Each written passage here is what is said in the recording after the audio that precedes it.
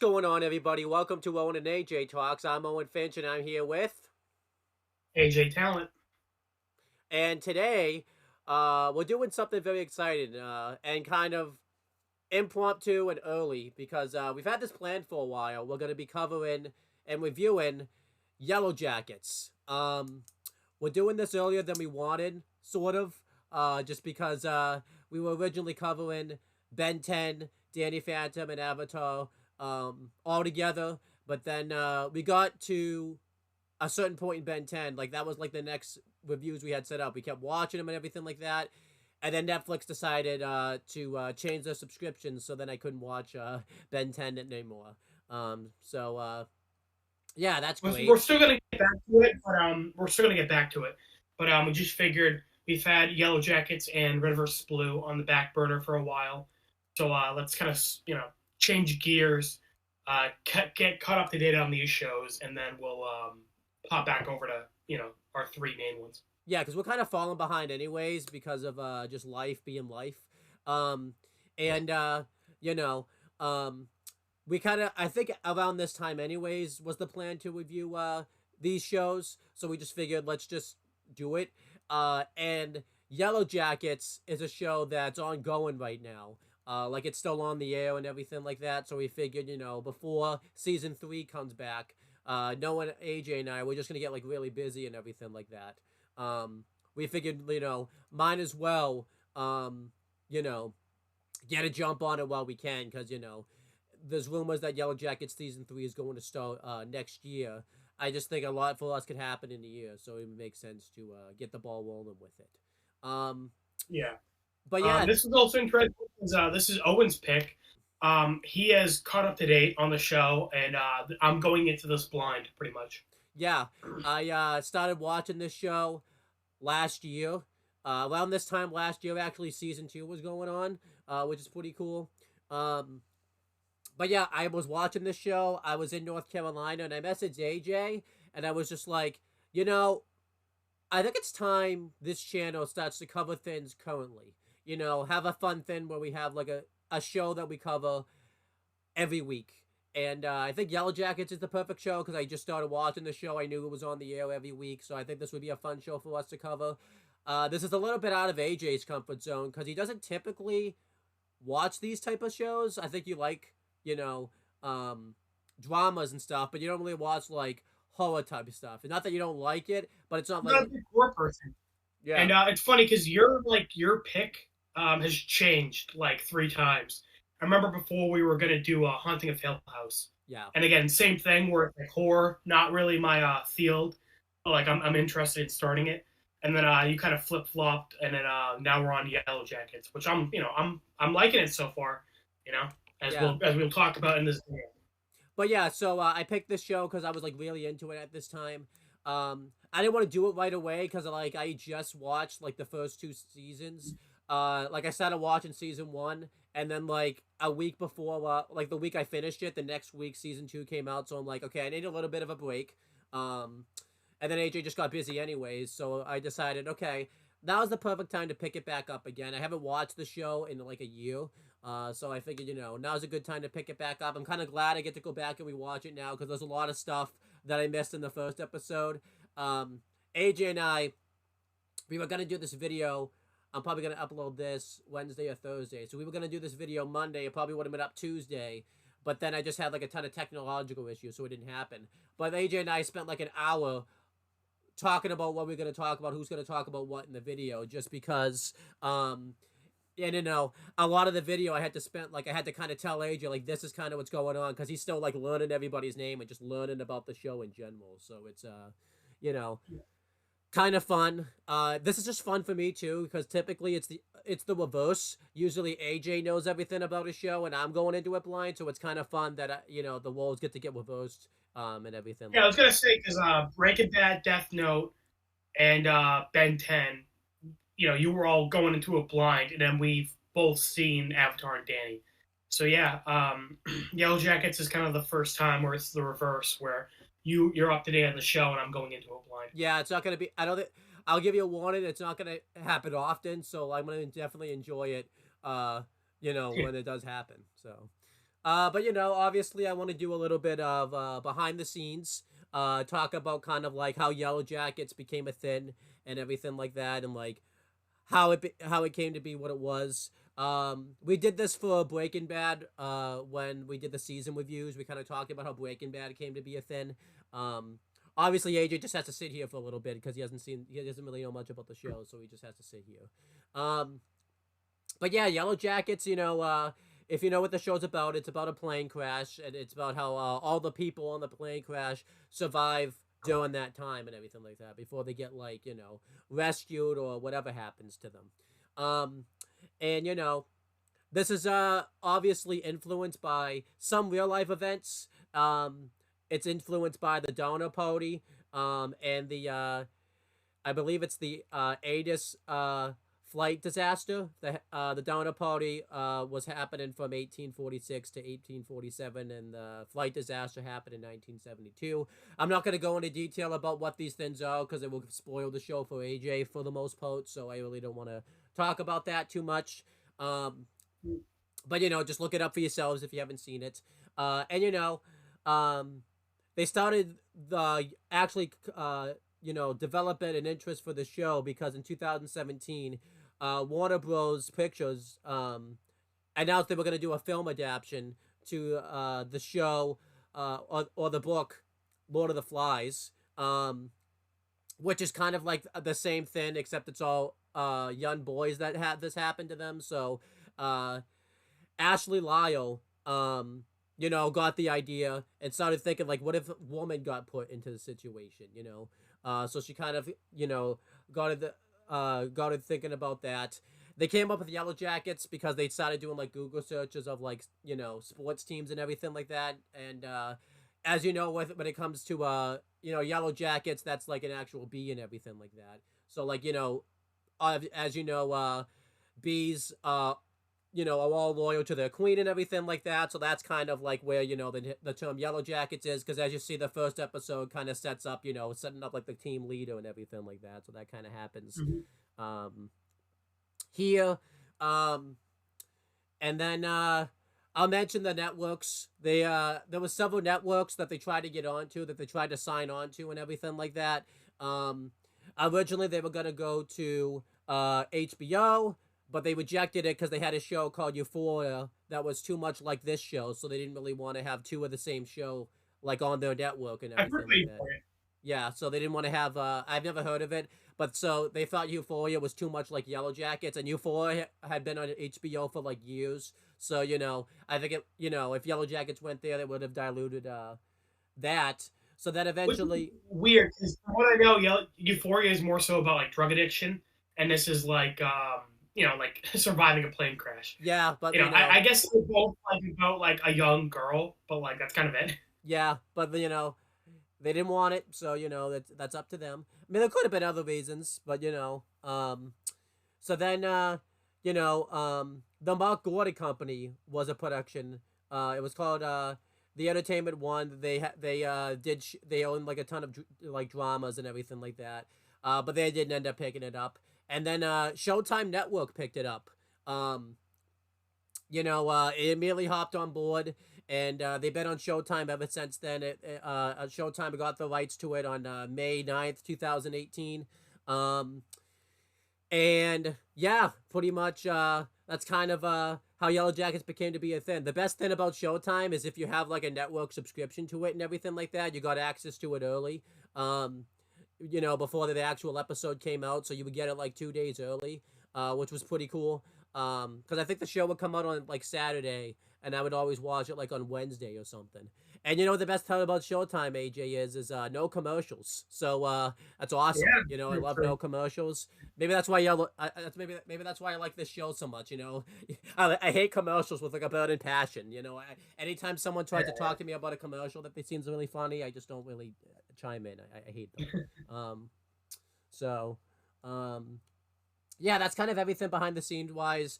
Obviously, there'll be more things that we'll talk about throughout, but we're just gonna start talking about the episode and everything like that.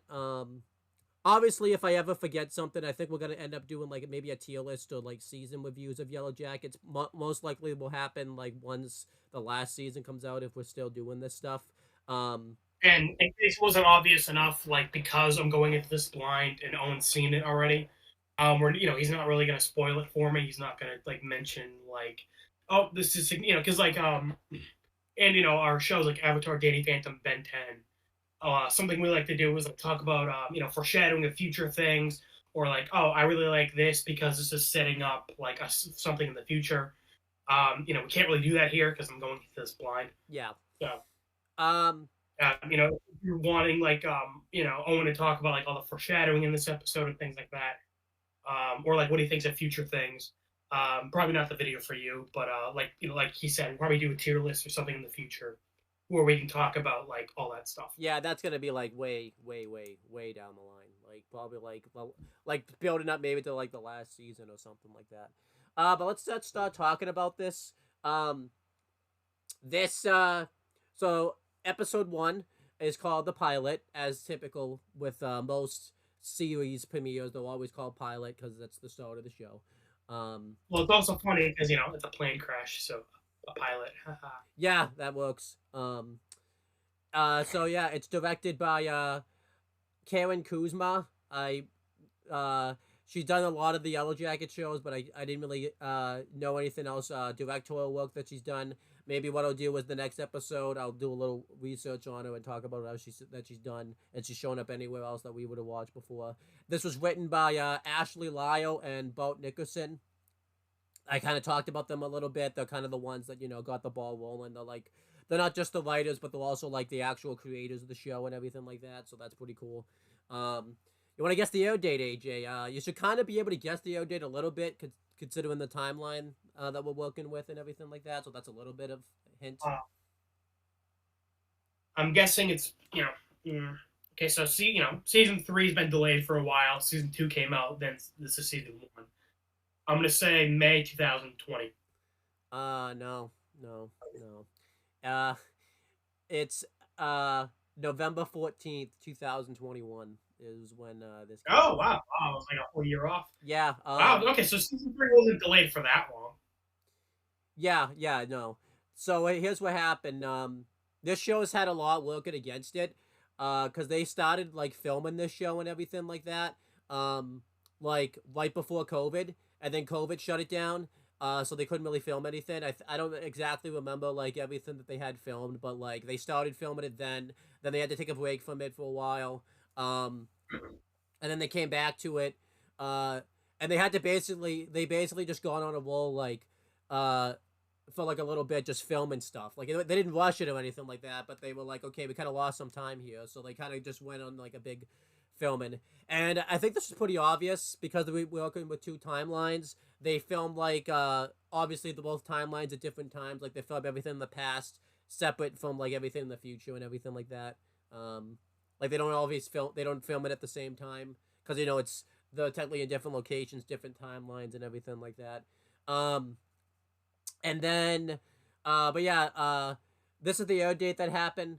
So yeah, that's the air date that we're kind of working with. So yeah, let's just start talking about this episode and everything like that. At the end, I'll mention who's like the cast and everything like that, so that way we can kind of do that. But let's talk about the cold open. I think we said we both kind of talk about the cold open.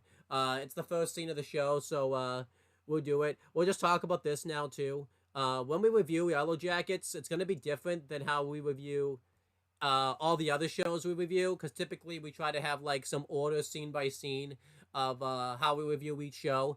Yellowjackets is kind of a different animal. Not so much in this episode, but like in future episodes, because we're working with two timelines. We're working with 1996 and 2021. They jump back and forth a lot. So sometimes they'll do a bunch of stuff in 1996, and sometimes they do a bunch of stuff in 2021. But they'll spread it out. They won't just do all of 1996 and then all of 2021. It'll be scene by scene. They'll just jump back.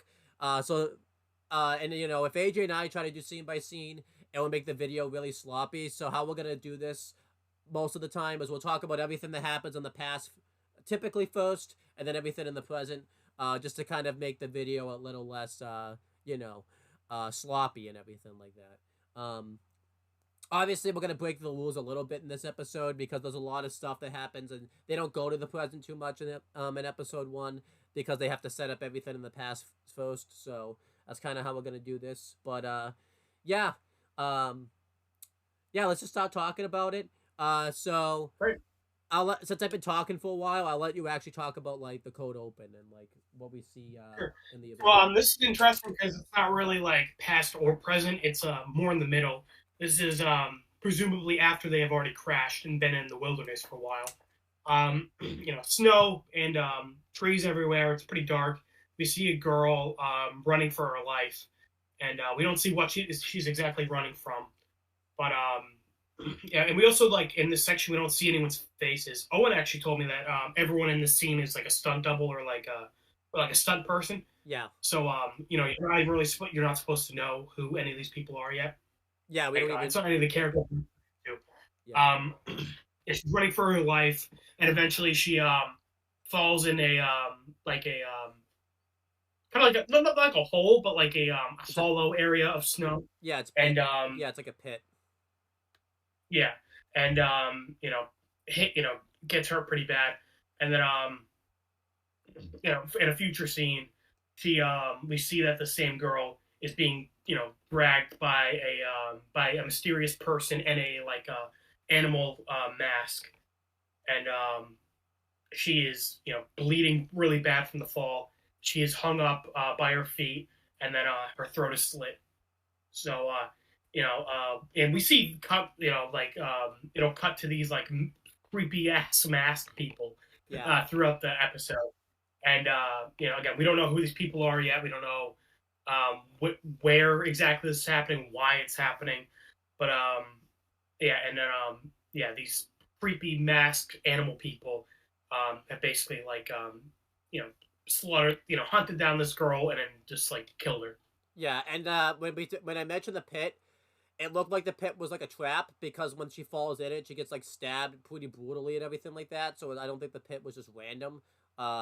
It looked like they set a trap for her to maybe not even her, but for someone to fall down the pit, like an animal or something like that. So yeah, she was running from them, so it's likely that they were like leading her to a trap where she would fall in and get hurt. Yeah, because she got like stabbed with like a bunch of like sticks and all this type of stuff. So, I would maybe not sticks, but like spikes would be the better term. I think this was like a good way to like start the show. It really sets up like the dark and like fucked up, atmosphere. Because in this episode, it's interesting because like it's setting up the characters, and this is this episode is prior to the plane crash, so all the past stuff is like when they're in their hometown and they're dealing with high school stuff, and obviously in the present we're just getting introduced to everyone. Nothing crazy has happened yet, so this was kind of to just set up that all the crazy stuff that will likely happen in the future. Right. Then we cut to the present. We see various people getting interviewed that about the plane crash, because this is like years after the plane crash has happened, and we see like people that would have been affected by it and everything like that. Like the high school principal gets interviewed about it. Their like trigonometry teacher gets interviewed about it, and there was somebody else that got interviewed about it that I don't remember who it was, but like they kind of talk about how it was like a tragedy and everything like that. The high school principal I thought was probably the best out of like the interviews and everything like that, just because his like felt like very sincere and everything like that. I like that he mentions like how much of a loss it was and how like affected like the school was. I can't say he's sincere, but he's like, yeah, honestly, if some of these kids, died, wouldn't be a big loss. Yeah. I'm like, damn, this guy's fucking. And then that's kind of like our introduction, like the first couple of scenes that we see the show. I think it really grabs you. It tells you a lot about the show without actually showing anything. and you get to kind of hear about this plane crash and everything like that, which I think is just Right, yeah, that's the awesome. thing. In this episode, we don't find out much about the plane crash. We're basically getting like spoon-fed bits of information. Yeah, Um, and also the person conducting this interview, like it's not. This isn't just like a random like person conducting the interview. We see here later on during like the 2021 scenes. yeah, we'll talk about that. Uh, so now from this point on, we're just gonna talk. We're gonna do the method. We're gonna talk about everything in 1996 at the moment. Just And then we'll talk about all the stuff in 2021. Yeah, and again, again, we'll mention it. But if a scene happens in 1996, that we have to say, okay, but in 2021 they show this, we're also gonna do that, just because like this episode is very much that way. Um, so yeah, Well, because what the episode does mainly, because it's introducing all the characters, is it'll like show someone in either the past or the present, and then hard cut to what they were like in the other time. yeah, And that's kind of the introduction for all the characters. So like it showed Shauna in the past, and a hard cut to her present day, yeah, and Natalie. It showed her in the present, and then hard cut to what she was like in high school. yeah. Um, so yeah, Which was helpful for me because again, I'm learning everyone's characters and who they are. So like again, getting to see like okay, this is who they are, like past and present is helpful. yeah. But yeah, talk about everything in 1996.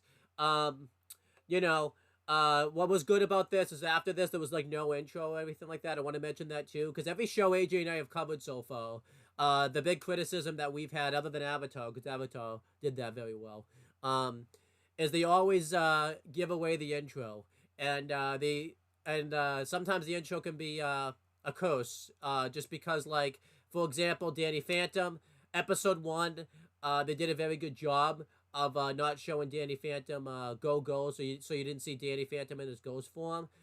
But then that's already ruined, because if you watch the intro, you've already kind of seen Danny in his ghost form. And we kind of complain that like the opening of the show, they should have just had episode 1 be when he got his powers instead of explaining it in the theme song. Yeah, then another example of, like, in Ben 10, Ben 10, they show Ben, episode 1's about him getting all his aliens, but then the problem is the intro shows all his aliens already, so you've already seen all his aliens before, like, the show. Something I praised was that like Ben 10, like it took like 4 episodes for us to get all 10 aliens, so it was like pretty well paced out. But it's like, well, we already know who they all are, so from episode 1 because of the theme song. So why even bother spending 3 episodes to show us them all? Yeah, so I think what a good thing Yellowjackets did was it didn't have an intro, but it just showed like a logo, and it played like a really famous song like in the background and everything like that. So you didn't really get an actual like intro, which I thought was good. This was Waiting good, to show the opening for the future episode, I think, is a smart call. especially too because you don't know the characters yet, really. You know, now obviously if you watch the trailer, then you already do, but like it's still good that like if you're coming in this blind, like not to have an intro. I think it takes them a few episodes to actually get one, and I don't exactly remember. I think it's episode 3 or 4 they actually get an intro, but I don't remember exactly. So, but anyhow, going through the actual review now. So yeah, we have the introduction. We see we're in somebody's room and everything like that, and we see Jackie, who is one of the main characters, and she's fooling around with her boyfriend Jeff. Obviously it's implied they've been together for a while. We find out later on that they've been together since freshman year in high school, and Like on and off. yeah, and we find out that they're like it's obviously tough to tell ages sometimes, because obviously it's a high school soccer team, and everyone obviously isn't the same age, but like it's implied Jackie, and then you see Shauna like 17 going on 18, or could already be 18, because we find out later on that they're approaching college and all that type of stuff. So Jackie and the girl who gets injured, Allie, she says she's like a freshman, so like obviously everyone on the soccer team is likely like from 14 to 18, like they don't go into detail like who's older than who, like really ever type of thing, but you get the implication. But so Jackie and Jeff fooling around, and then we cut outside. We see Shauna we find out that her and Jackie are best friends. She's picking up Jackie to go to school and everything like that. And we see Jeff sneak out the window, and Jackie comes out, and um, you know, before during this they're having a conversation. This was a good conversation because you're getting kind of like a sense of their relationship and like them as characters. They make it pretty well known that Jackie is a very high school popular girl and is a typical teenage girl and everything like that. We find out, like I said, that her and Jeff have been together on and off. But they were both virgins before this. And she tells like Shauna that they wanted to sleep together so that way they could be prepared for college and they didn't have to stay virgins the whole time. I think AJ and I talked about this off screen. She was probably lying here because they don't actually show them sleeping together. Because when they're sleeping together, it like jumps to the next scene. So like it's implied that she could have been lying to Shauna here and all that type of stuff. Like he seemed like really not into it, Yeah. and they did a pretty funny joke where he like he was helping her out basically, and then she was like she obviously wasn't super into it, but she was like faking it for him. Yeah. And then he was like, "Okay, my turn," and it just cuts to her brushing her teeth. Yeah. The next scene. So it's implied nothing. I thought that was pretty funny. Yeah. Yeah, it's implied they like didn't like go all the way. And Shauna's surprised that Jeff's a virgin. We find out more. We'll come back to that later. And then because she knows it's not. Yeah, but then Shauna gives you like the vibe that she is a very good student, and she has a lot of friends, but she's kind of like a little bit of an outcast. She's a virgin and everything like that, and kind of does her own thing and all that type of stuff. Yeah, we'll get to that later too. But this is at the point we find out, we already knew this anyways, but they finally established in the past that they're both on the soccer team, and that it's called Yellowjackets, and they're destined to make the finals of their team and everything like that. Because they drive by like a restaurant, on like their billboard, it like says "Go Yellowjackets," and she obviously overly celebrates and everything like that. They've made it to finals and the go international. But like that. So what happened is so it's kind of a joke in this episode that like the guys' baseball team sucks, and the diner had like a sign. Soccer team. The guys' baseball team, the guys. I'm not talking about the Yellowjackets. So I'm saying the sign was supporting the guys' baseball team that like isn't good. Yeah. So Jackie like sticks her head out the windows and is like screaming like, "Hey, go Yellowjackets, we're better!" basically. So yeah. So because and it's also a joke later on that like the boys' baseball team is like standing there and everyone's like, yeah, whatever. And then the Yellowjackets come out, which is the girls' soccer team, and everyone's like, "Whoa, yeah!" So it kind of shows like who Jackie and Shauna are. Shauna's like you said, like the reserved, kind of outcast one, where Jackie's like the popular, outgoing. Again, like she sticks her head out of the car and screams. She's confident. She's happy for the most part.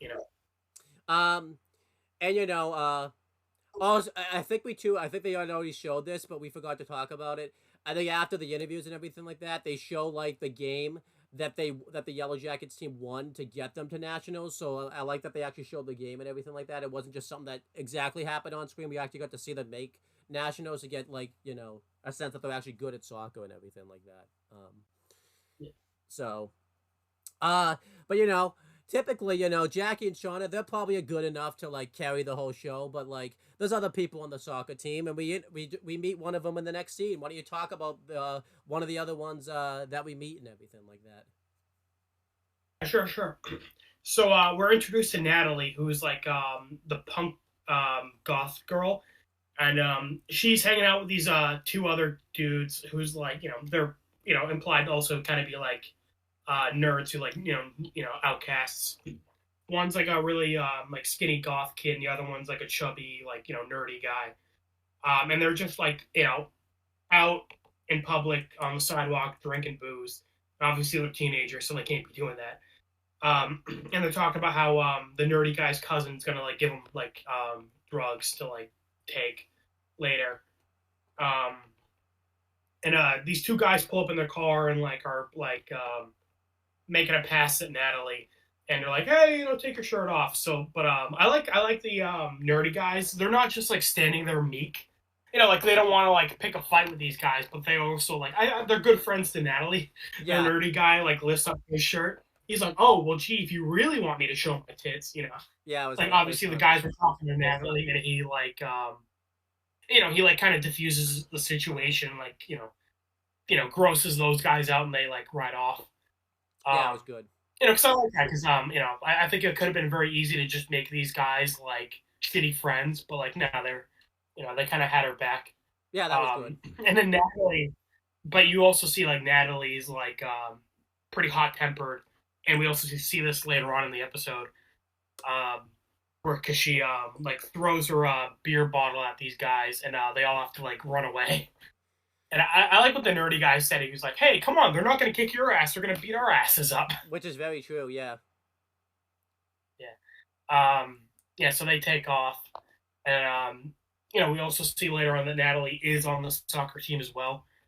So we're kind of getting like a colorful cast, of like this, like they're kind of like a motley crew, the soccer team.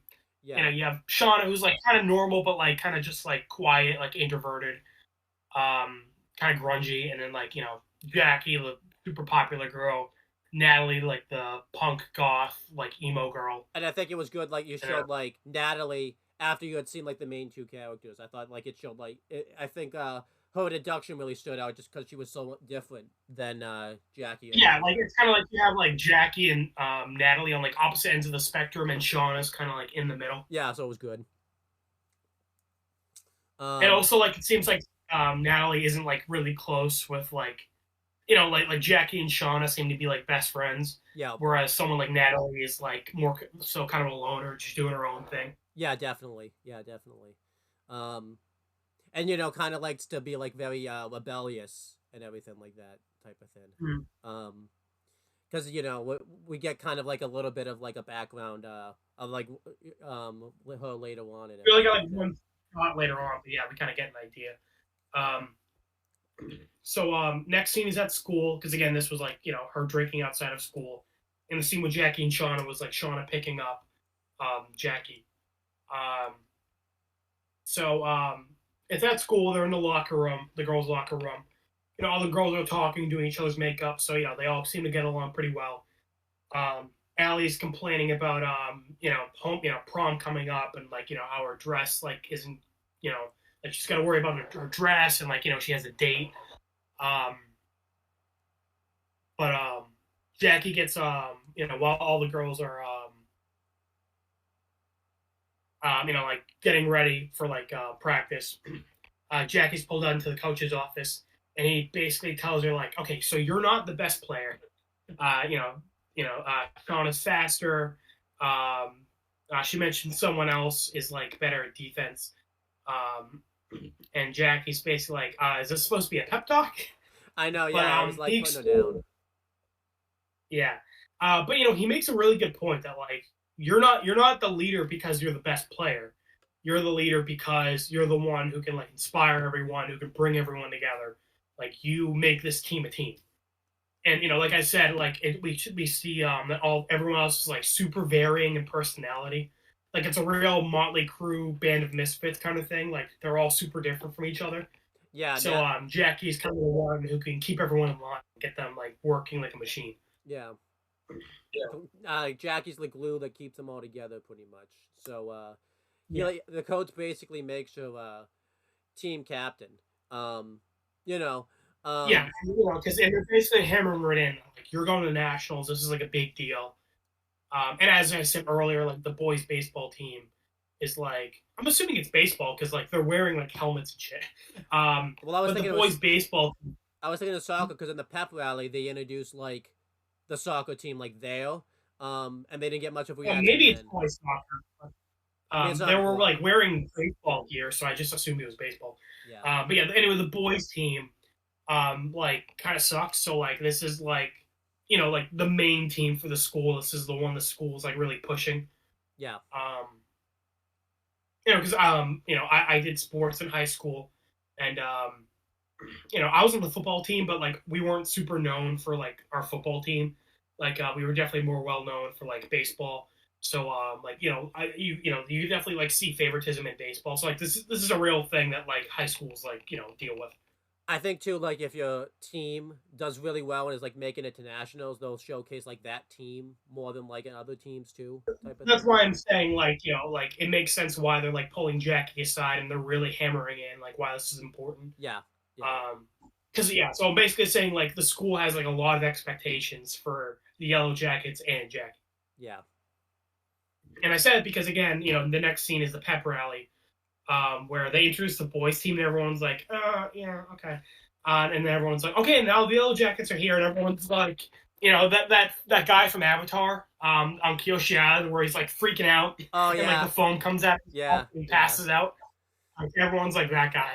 The Yellow Jackets come out, like the music's playing, it's in slow motion, and we really get to see like everyone loves the Yellow Jackets, like they're like the hot up and coming team. Like again, they're making it to nationals. They're a big deal. Yeah. The high school principal was here too.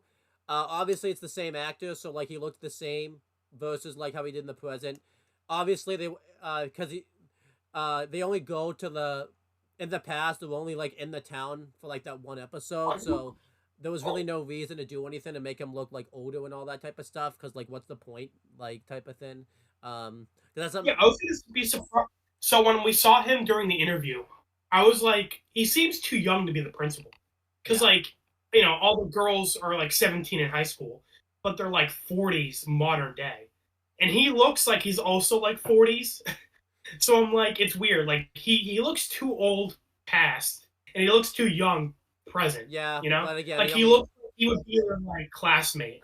Yeah, but again, he only shows up, uh, you know, in this episode, so I'm not gonna focus too much on it. So again, Yeah. yeah, maybe they shouldn't have interviewed the principal, but it's like you kind of can't not interview the principal doing something like this. So like, how do you kind of go about it? Well, it's So funny because they did it better with the trigonometry teacher, where they did a joke where they're like interviewing their math teacher, yeah, who's like an old lady in a retirement home right now, and she's like, "Oh, that girl's those girls definitely didn't study trigonometry. I'll tell you that." And she's like in a retirement home, so like obviously she was like younger in 1997. yeah. So it's weird. Maybe Uh, they should have cast a different actor for the principal, like in the present. like you said, it's kind of a nitpick, but it's just like it's kind of funny. Yeah. Um. So you went after the Pepperly. Yep. So yeah, the pep rally was good. It was kind of like it's a pep rally. It gave you also like a sense of like how long, what kind of timeline wise, because typically the pep rally happens like right in the beginning of the school year type of thing. I think that's usually like the fall. So like this kind of gives you like a sense like okay, what time are we in? Because I think pep rally is typically like October-ish, if I'm remembering that correctly when it comes I've to been doing throughout the year. yeah. Um. I Um, Again, going off of high school, um, well, they make a joke actually in the girls' locker room that I thought was kind of funny. Where like the girls are like, "Oh yeah, we're just giving like the freshmen like something to think about later in their own alone time." And it's funny because like in high school, like I feel like or going into high school, you have like all these expectations from the movies. You're yeah. like, oh my god, cheerleaders, pep rallies. But then like once you actually get there, you're like, oh, this I don't know what I was expecting, but yeah, this isn't like because again I did football and I was like, oh yeah, cheerleaders. But then when you actually see the cheerleaders, you're like, oh yeah, this isn't like as hot as I thought it would be. Yeah, because they tell you like in the beginning, that like they were in the plane, they were when the plane crashed, they were living out there for like 19 months. So I'm trying to, it's, I'll talk about it later, but I'm trying to grasp like timeline wise, like where are we at now type of thing. Because obviously in the present we see that they're in like the winter. So, um, I guess I was just trying to make a point that like this past section because this is like before the plane crash. yeah, This kind of gives like like high school like movie vibes. yeah, yeah, Everything's like kind of like exaggerated and like kind of like yeah, it's like movie vibe. Like it's not like an actual high school. It's very much like these are the popular girls, everyone loves them. Like that kind of thing. but yeah. So after the pep rally, Thaisa Van, Lottie, and Natalie, are all having like a private conversation, and Shauna comes up to them, and Thais is worried about how Allie's performance is gonna be in the when they get to nationals and in the game and everything like that, because her head hasn't been in the game recently. She didn't play very well in the game that got them to nationals, and then she's too worried about like, homecoming. That's also why I think it's the fall, because typically homecoming's like the fall time frame too, type of thing. So, I thought you said prom, but yeah, you're right. And a point is like a school dance. yeah, but she's worried about homecoming. Um, so she's worried like her head won't be in the game. So pretty much they're going to sabotage her kind of by like not giving her the ball the whole time. They're just kind of like not really have like a big part in the game. And Natalie's against this because it doesn't really show like team membership, and we're just basically excluding somebody, and it just doesn't feel right. And Shauna's kind of indifferent on it, but she's like, well, does Jackie know about this? And like Thais is basically saying like, we won't really tell Jackie about it, so this would kind of be like the wrong thing. Um, Yeah. and then like, some of them are in I favor. do like that. Like, sorry, go ahead.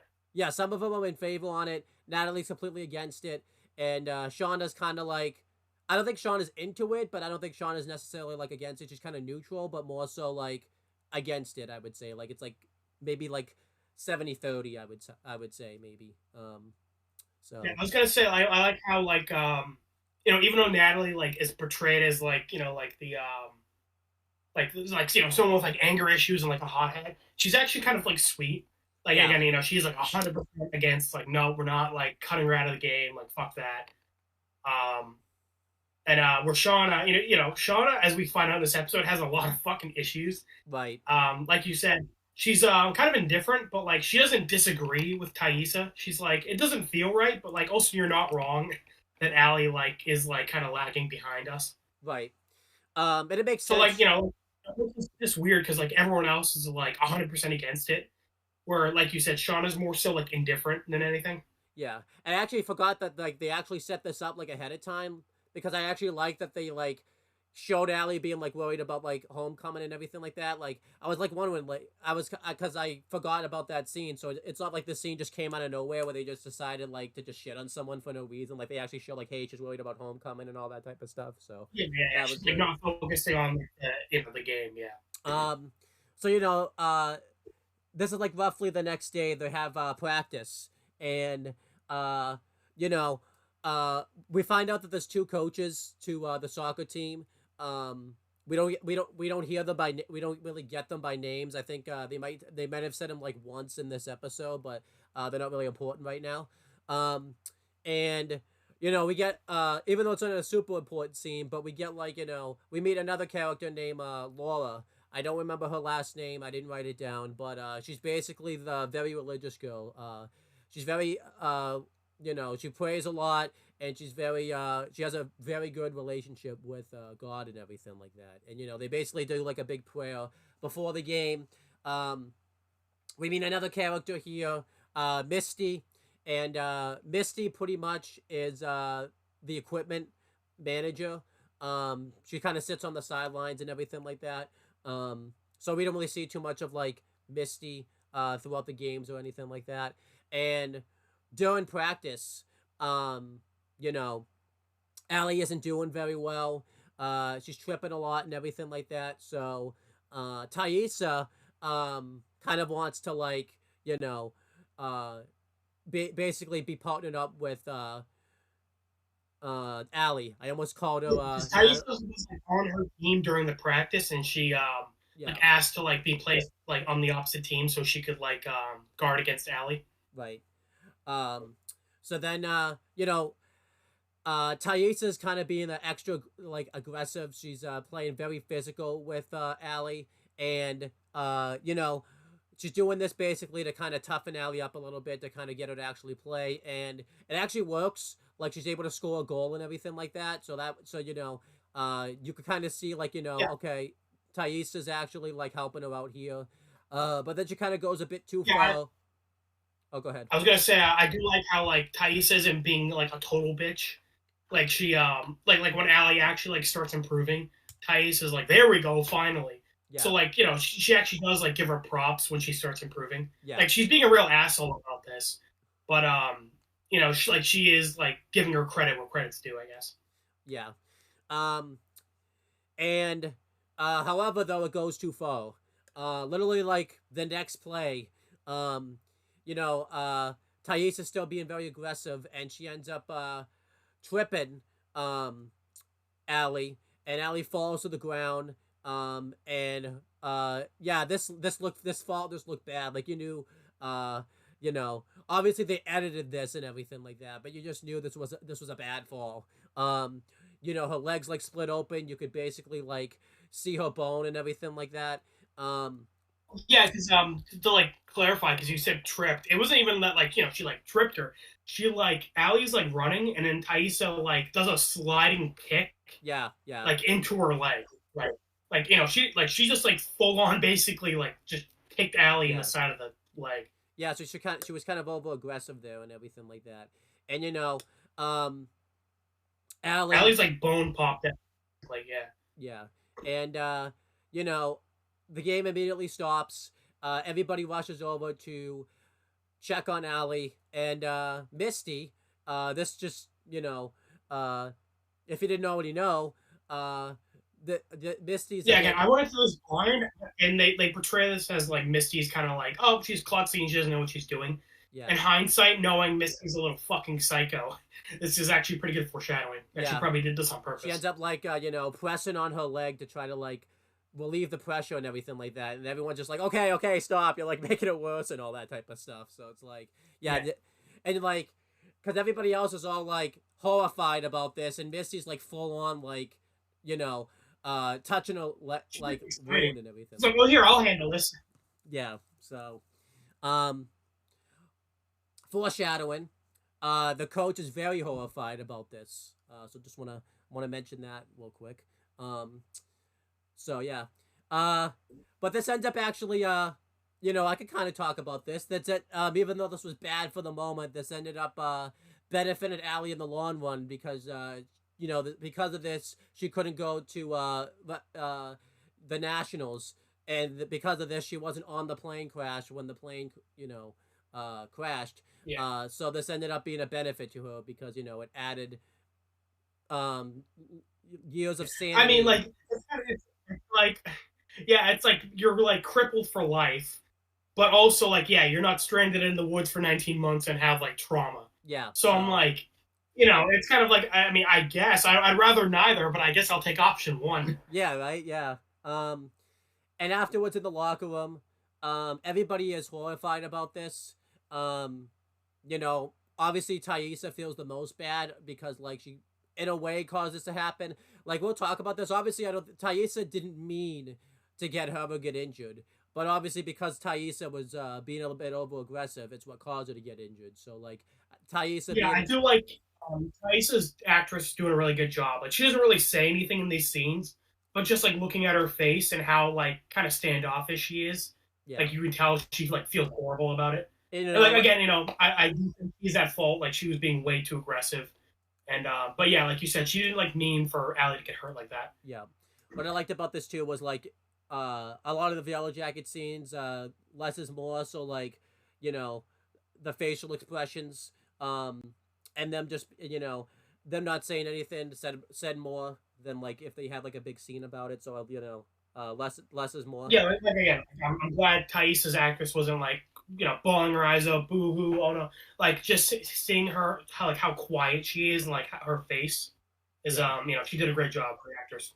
Jackie tries to kind of like, you know, give the team like a little bit of a pep talk, but at this point, the team wasn't having it because like this had just happened, so like it was kind of too early for that. So that was Yeah, good. Natalie like gives Thaisa shit and like storms off.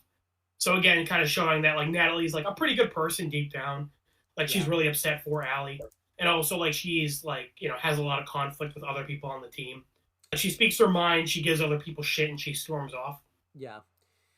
But yeah, why don't you kind of talk about the you're gonna be doing some talking for a while. They have a party to go to. Why don't you talk about like them getting ready for this party and the party itself? Yeah, sure. So we see Shauna and Jackie in presumably Shauna's room, which is kind of like an attic type of thing. Um, Jackie is like talking with Shauna. Shauna is like putting on multiple outfits, and Jackie's like, not really. And Shauna's kind of keeps getting more and more like upset with Jackie. She's like giving her attitude and like getting like not aggressive, but she's like definitely like getting sour towards her. Um, like they're both still pretty upset about what happened with Allie. Um, and also as we find out later on, it seems like Shauna just like has issues in Yeah. general. Um, And she seems to have like an inferiority thing with Jackie. So Jackie being like, I don't like that outfit on you, kind of like, it seems like in hindsight, like Shauna was like getting upset with Jackie. yeah. They make a point to like mention one of like Jeff's friends, Randy, like said like Jeff was asking about you. In hindsight, you find out why that was the case later on. Yeah. Because like But Jackie basically, was, Jackie's trying to. well, yeah, you were just about to say it, so I'll let you talk about it. I was gonna say, Jackie was trying to hook up Shauna with one of Jeff's friends, and Shauna was getting like really defensive and was like, "No, I don't want to be with that guy." Yeah, Even though John was like being aggressive, I like how Jackie kind of like, she backed off and she's like, yeah, she like kind of like make fun of the guy who like was interested in Shauna a bit. yeah. She's like, yeah, you know what, that guy can't even figure out how an elevator works, so don't worry about it. Escalator was Um, escalator. Um, Escalator, right. that's even worse actually. Though, Um, so I just did him a disservice. yeah. So yeah, I get kind of just showing like Jackie's like a really good person that she understood like Shauna was upset and she kind of like backtracked on what she was saying and was like kind of started joking around. Um, but yeah, they go to the party. Jeff drove them both. And they're all drinking, of course. Natalie's doing a little bit more than drinking because, as I said, the nerdy guy's cousin got them like it doesn't say specifically what it is, but it's like a hallucinogenic. Um, um, I study criminal justice. I feel like I should know what kind of drug this is, but I'm blanking on it. I thought it was I thought it was Yeah, mushrooms. I thought it was mushrooms. it looked like a pill. So I know it was a mushroom. So yeah, maybe you're right. It don't. Yeah, you're right because the pill I'm thinking of is later on. Yeah. Yeah, they probably take. Um, yeah. Natalie and her two friends are like high as shit. Um, Shauna is kind of just like standing around by herself drinking, and she's staring at Jackie and Jeff like dancing. Um, and when she was staring at Jeff earlier, when Jeff was like leaving Jackie's house, you could tell like something was weird. And then here again, Shauna seems to have like an issue, or she seems like really insecure about like Jackie and Jeff. Yeah. This episode doesn't make exactly what it is. I guess I'll talk about it. Well, you're going to talk about it. Yeah, I'll talk about it later on. I guess I'll say like my thought process because again, I'm going into this blind. When I first saw like Shauna staring at Jeff and like giving him a look as he like went off, I thought that like because we see like Jackie lives in this big nice house and wears really nice clothes compared to Shauna who seems to kind of like dress pretty averagely. That I thought like Shawn, and also because like Jackie was saying like, oh, hey, you should like lose your virginity. It seemed like Shauna was like jealous of Jackie's like life in general, like not specifically of her boyfriend, but just kind of like, she's popular, she's pretty, like she has a boyfriend, she lives in a nice house. But then when she was like staring at Jackie and Jeff like dancing and laughing and having a good time, I was like, okay, maybe she's not jealous of Jackie's life. Maybe she either is like in love with Jeff or is in love with Jackie. Right. But then once we get to that scene later on, I'm kind of like flip-flopping again, where I'm like, I don't know if she loves Jeff or like is like jealous of Jackie's life and like wishes she like were kind of Jackie. Yeah. Again, you've seen the show, like I'm sure you have a better idea of like what Shauna's thinking. But at the moment, I'm kind of like flip-flopping. I'm like, I'm not sure exactly what Shauna is like thinking at the moment. I was actually feeling the same way when I watched this at the time. So, Yeah. But point is like looking at Jackie and Jeff like be happy together seems to like piss Shauna off more. yeah, And she like goes over and picks a fight with Thaisa about Allie. But again, because like earlier it seemed like Shauna was kind of indifferent to like Thaisa being rough on Allie. You can definitely tell like this isn't fully about Allie. This is yeah, but Shauna's like drunk and yeah, she's like pissed off about what's going on with Jackie, so she's kind of like taking it out on Thaisa. I agree. I agree. Yeah, that was the So vibe I was Shauna getting. isn't really like a good person, you know. Is my point. Yeah, But yeah, she basically picks a fight with Thaisa about what happened with Allie and accused Thaisa of like doing it on purpose. And then Thaisa and all her friends are like, you know, having a standoff with Shauna, and they're like about to like get into a fist fight. Um, and you know, while Shauna's like accusing Thaisa of injuring Allie on purpose, Natalie comes over too, and like also starts giving Thaisa shit. But she also like gives Shauna shit, and she's like, "Hey, I'm like I'm not defending you, and like I don't like you." So basically, Natalie comes over and like picks a fight with both of them which because you know, I think was it Natalie who points it out that like she's like Shauna, you didn't seem to really care much yeah, before, you yeah, know, when yeah. So like, pretty much so Natalie's high as shit, but she's keeping it real. She's like, Thaisa, you suck, and Shauna, you suck. everyone kind of just gets into a fight in like a shouting match at this point and everything like that. To the point where like Jackie has to Yeah. come in and like, kind of like But break I it like up. how someone like screams like cat fight, woo. Yeah, it wasn't really a cat fight Which though. Like, that definitely would have been me in high school. Like I don't even get involved with the drama, but when it happens, I definitely like instigate it. Be like, woo, fight. yeah, um, and then yeah, That guy's the realest one in the show. You know, I want him to have his own show. 5 seasons of him. he had one line too. I think that was his only line I in the know. show. Listen, dude shows up to a party, gets drunk, hangs out with the boys. A fight starts, and he's instigating it. Like you know, be like that. He's just vibing. Yeah, And you know what? He didn't get stuck in the plane crash for 19 months. So you know what? Good on him. He's winning the most in this show. so far, yeah, he's like the happiest. He's like the happiest one. Yeah, I know, right? He's just winning. When we do a character tier list for Yellowjackets, he's S tier for sure. I don't even know his name. We'll have to just start with like the cat fight dude. Like, Yeah, I know, right? Yeah, cat fight dude. There you go. But yeah, you're right. Jackie comes over and breaks up the fight, and she basically gets all the girls on the team to kind of like, well, not the team, but the girls who were like on the team who were picking the fight, to like separate from the party and like calm everyone down. Do you want to talk about this scene? Because I kind of been talking for a bit. yeah. Um. So yeah. Pretty much Jackie hosts team meeting, and Jackie's kind of talking about like, we're about to go to nationals, and this is something that hasn't happened for a while, like in high school and everything like that. And she mentions like if we don't actually work together as a team, like we're gonna get crushed in the finals. Slash nationals. Again, I don't watch sports, so I don't know what's what. But I think it's national, both, I guess technically. yeah, but it's something. It never happens, so Yeah. it doesn't matter. Well, but yeah. But Spoilers, Owen. Jeez. well, I thought this whole show was about the nationals. well, 19 months. I don't think the Nationals are happening if you're stranded out in the wilderness for 19 months. I think they lost by that point. So, You know what? No. Besides the guy who's instigating the fight, the team they were supposed to fight, they're the real winners. They're like, sweet, we won by default. Woo! Our whole team died. Our rival team died. Woo! Well, the funny Let's thing go. is, they probably don't even know. They probably don't even know why they're not there originally. So they're just probably like, "Oh, guess we won." All right. Yeah, sweet. Woohoo! Yeah.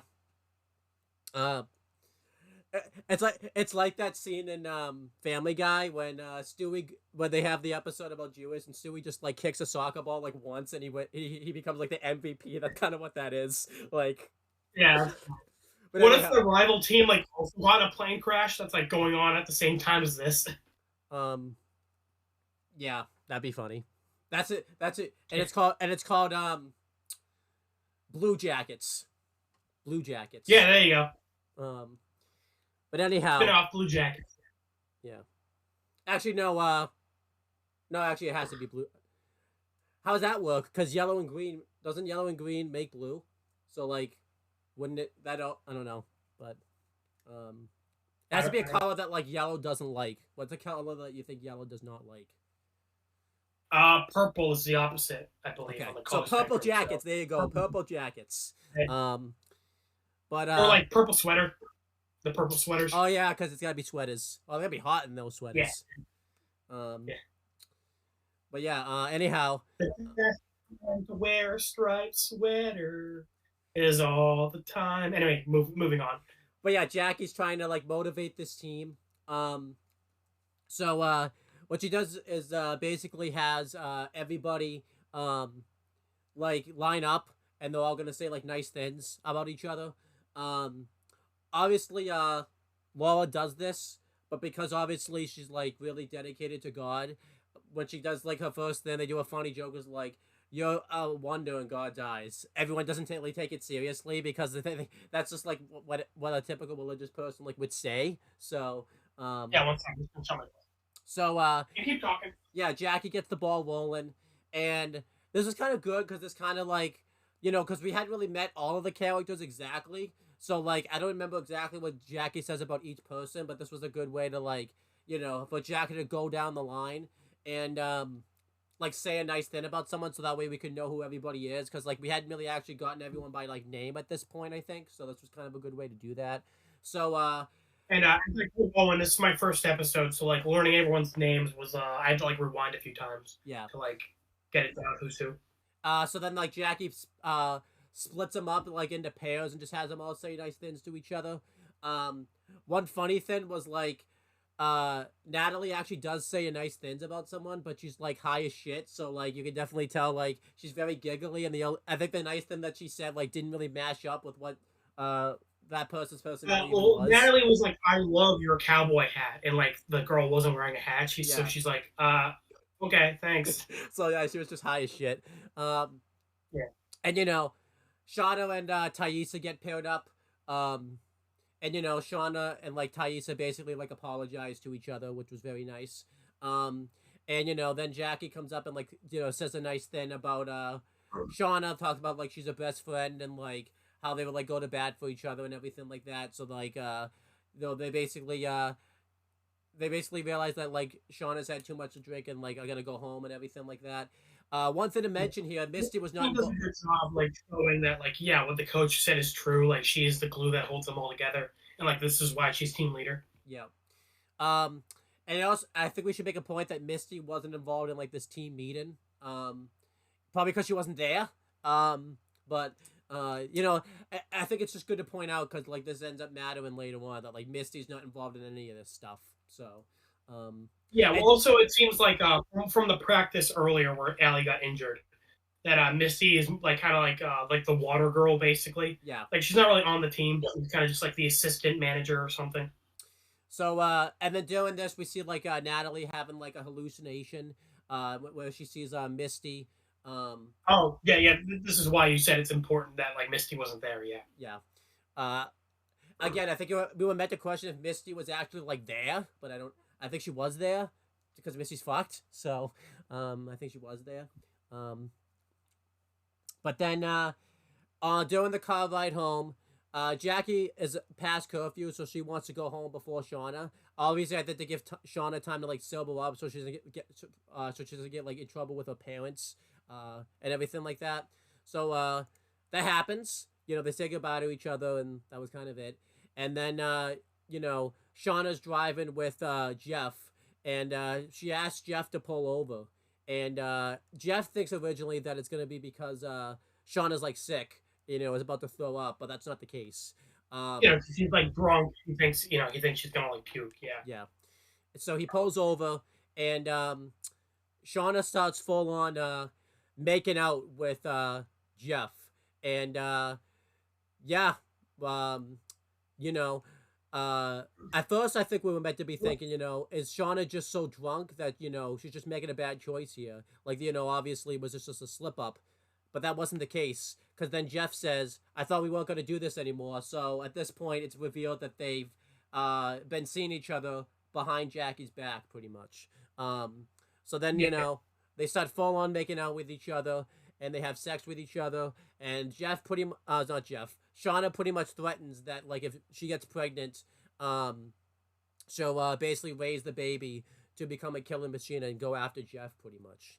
Well, like obviously she's like joking, but then because after this scene we cut the present day, and we see like in adult Shauna's house like wedding pictures of her and Jeff. So like present day they're like married and have a kid. Yeah.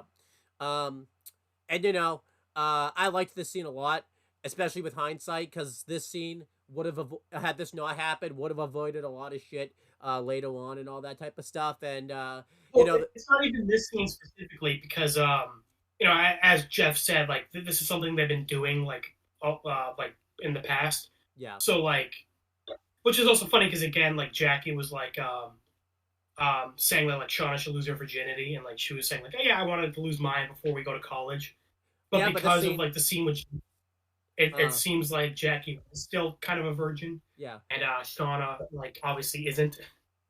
yeah, but this scene, was showed the fans, but this scene specifically, could have avoided a lot of shit that happened. But yeah, other scenes, of them not seeing each other behind each Oh, other. was Misty in the bush fucking creeping on him? um, but then you know, uh, we it's pretty much implied here that Shauna doesn't really have any feelings for Jeff because you know, uh, she has Jeff say that she loves him and everything like that, like as they're having sex. Uh, Reverse. Okay, you said Shauna doesn't love Jeff, so Jeff doesn't love Shauna. Well, they both. I don't think they both love each other. I think I think Yeah. Shauna just wants to have Well, yeah. Jackie's life. Well, yeah. Well, Shauna, it's like vague, but with Jeff, it's like pretty explicit because Shauna like says like say you love me, and Jeff like doesn't, and then Yeah, Shauna has to be like, I'm not gonna hold you to it. I just want to hear you say it. yeah, yeah. Once Um, my dog wants to come back. Yeah, go ahead, keep talking. but yeah, this is a great scene. Um, it's one of my favorite scenes in the show because this scene just changes the whole show of everything that happens. So you know, um, yeah, just really great stuff. Um, Yeah. Obviously, I don't know what kind of stuff he's talking about, but like, even though I don't know specifics, like, yeah, this is obviously like a setup. Like yeah, Shauna sleeping with Jackie's boyfriend, obviously, like that's a plot setup that, like, that's probably gonna matter at some point. Jackie's probably gonna find out, or even if she doesn't, like, it's probably gonna be relevant later. Just because it's like, why would you have the scene if it wasn't gonna matter? yeah. And this was good because like in the present you see Shauna and they mention because she has like a kid and everything like that. They mention like that Shauna has a husband, but we didn't know it was Jeff. So like, what I liked about this is like them, like I said, it cuts to the present, and I think the show is like really good about that. Like once we find out something in the past, they'll like show it in the present and kind of gives you that more context. It'll Well, get again, really, it's also interesting because, like, yeah, we because we know they're just like hooking up, but like, yeah, now that they're like full on married, present day, it adds like a little more um, context to it and stuff. it's And, also interesting because we because we're getting past and present. We know some characters survive, but like we don't know about others. So like we know Shauna and Natalie and Thaisa survive, but we don't know like what the fates are for Jackie and Laura, the religious girl, yeah, and yeah. like some other characters because we Um, haven't seen them present. But we also know like there are other survivors because Shauna mentions like other people who survived. Yeah, but I'm just saying what I like about this is like when they show something in the past, they're good about like talking about it in like in the future and kind of giving a lot of context to it. It would get weird like later Yeah. on in the show because like there's certain things that like they definitely happened in the past. It's really weird they don't talk about in the future. Like are they just talking about it off camera and all that type of stuff? And you'll see what I mean when we review the show later on and all that type of stuff. Yeah. Um, Well, yeah, that's yeah, I mean that's also pretty common for stories where like like it gives you like yeah, it reveals future info, and then you kind of, you're like, oh wow, how does that end up happening? Yeah. So yeah, like knowing that Laura ends, or knowing that Sean ends up marrying Jeff, it raises a million questions of like, okay, what happened to Jackie, and like how did Shauna and Jeff, like how did they end up like going from just hooking up behind Jackie's back to now they're married in the future? Yeah. So it raises like a million questions. Um. But yeah, then then it cuts to the next day. Getting ready for to board that plane that ends up screwing them over in the long run. So what to talk about? Wanted to talk about the prep because they do like a really good montage about the plane. Yeah, everyone getting ready. And this is like you said, this is like the last time they're gonna be like in their hometown before all the trauma and shit happens. Um, so Taissa leaves. She gives her parents like a hug and kiss goodbye. Her dad tells her, like winning isn't everything. Like we love you, and just, like have a good time. I think that was important for Taissa to hear because obviously she fucking crippled Allie because she's like so focused on winning. So her dad being like, hey, like winning isn't everything. Like have fun. Yeah, Um, and there's something that kind of ties into the present day Thais a little later on and everything. yeah. Um, Shauna, we see my dog is going nuts. I know, I hear it. You don't hear it? Okay, good. No, I said she's I did. loud. Yeah, I kind of hear it. You did hear it? Okay. Shauna gets her letter from Brown, like of early admission. So she like tucks that away in her room.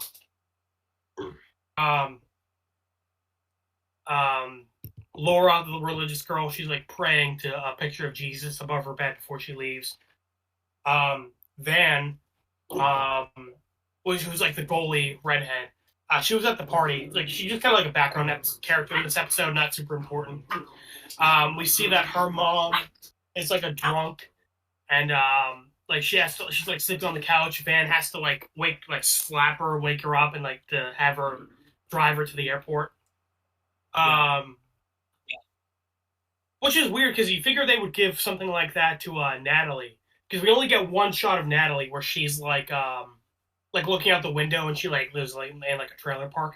Yeah, they didn't really set up like. So it's kind of interesting that we give like Van, like we're showing like Van has like a broken home, whereas with Natalie, like it's implied with like because she lives in like a shitty home, but like we don't really get much on like her family or anything like that. Yeah, you would have thought they would have said, especially too because Natalie was like a big character they introduced in the first right, episode. like Van again was like just like a background character in this episode, so it's weird they like set that up for Van but not Natalie.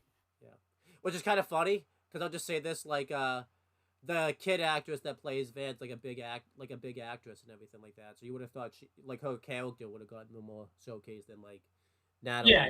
So yeah, we get speaking of just like random background characters, Owen told me to bring this up because I guess she's important later on, but like in this episode, she's again just like I don't even know if she talks in this episode. We get a shot of like a girl who's like pretty rich, like a maid's giving her like medication at breakfast. Her name is Lottie. Lottie. Lottie. Yep. So she doesn't even like talk in this episode, but like she gets a shot during the montage where her maid gives her medication. So as Owen said, she's probably going to be important later on. We get the coach who like the substitute coach who was at the practice game where Allie got hurt. We see him and his kids are going on the plane as well. Yeah. Owen said that his first time seeing this, I want to talk about this. That. I want to talk about this. So yeah, I think I saw the montage, but I somehow missed this scene in the montage. So like I kept asking people and like thinking to myself anytime I like saw these kids because they end up being like on the. Because they wanted we didn't see them like at all like in episode 1 really all that much, and then all of a sudden I just see these kids and I'm just like, why the hell are they on this plane? Like where the hell did they come from? Like they're just randomly there. I was like, why are they there? Because it's an all girls soccer team, so they can't be on the soccer team. So it's like, what are they doing there? Like Are they just like, Yeah.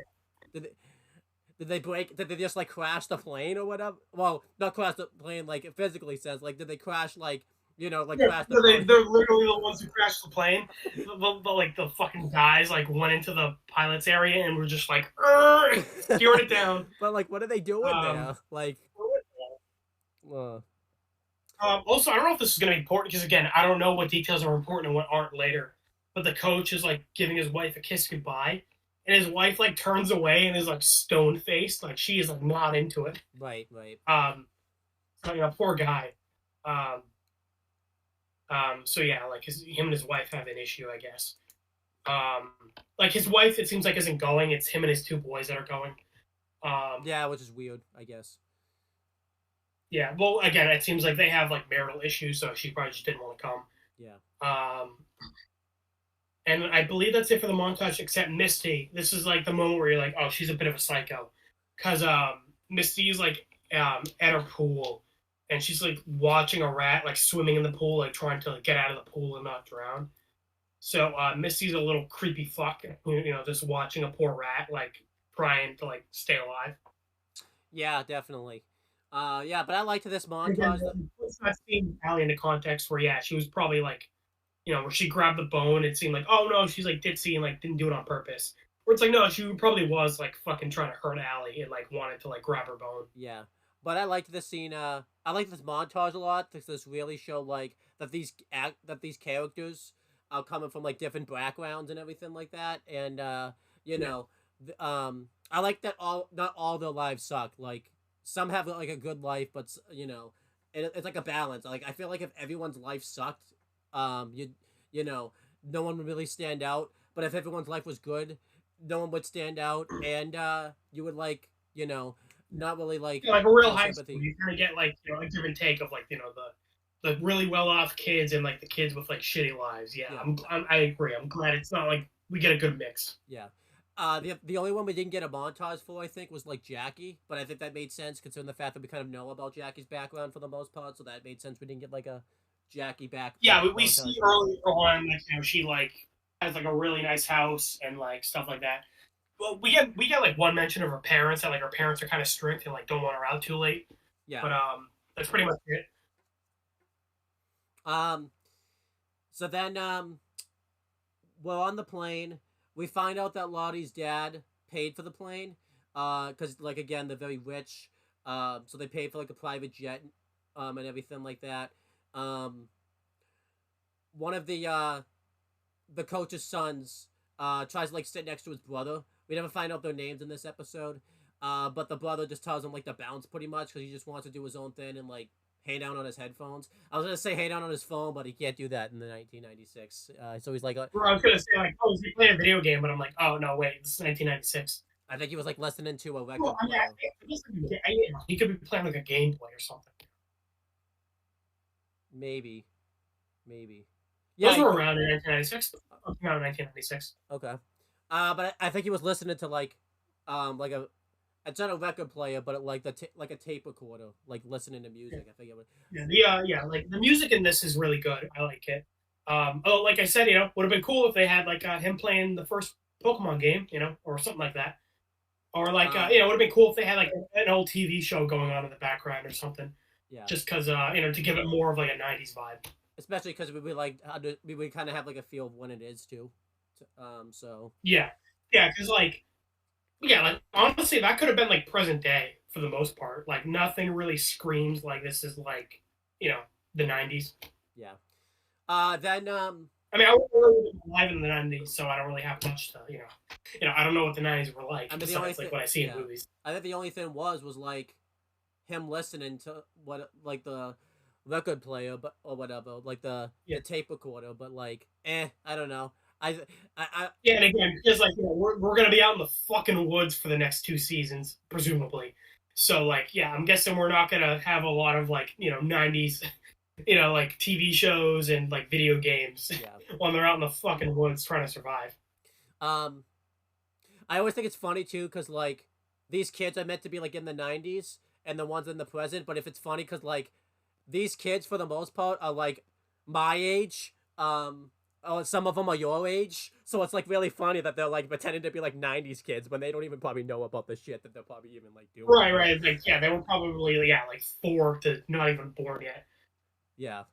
But anyhow, we just see a couple random people on the plane that like are gonna also be on this plane crash. They just randomly showed up. We don't know why they're there, but they're there. They don't have any names or anything like that. But good I was background. actually gonna ask you, are these like actual like teenage actors or are they like 20s?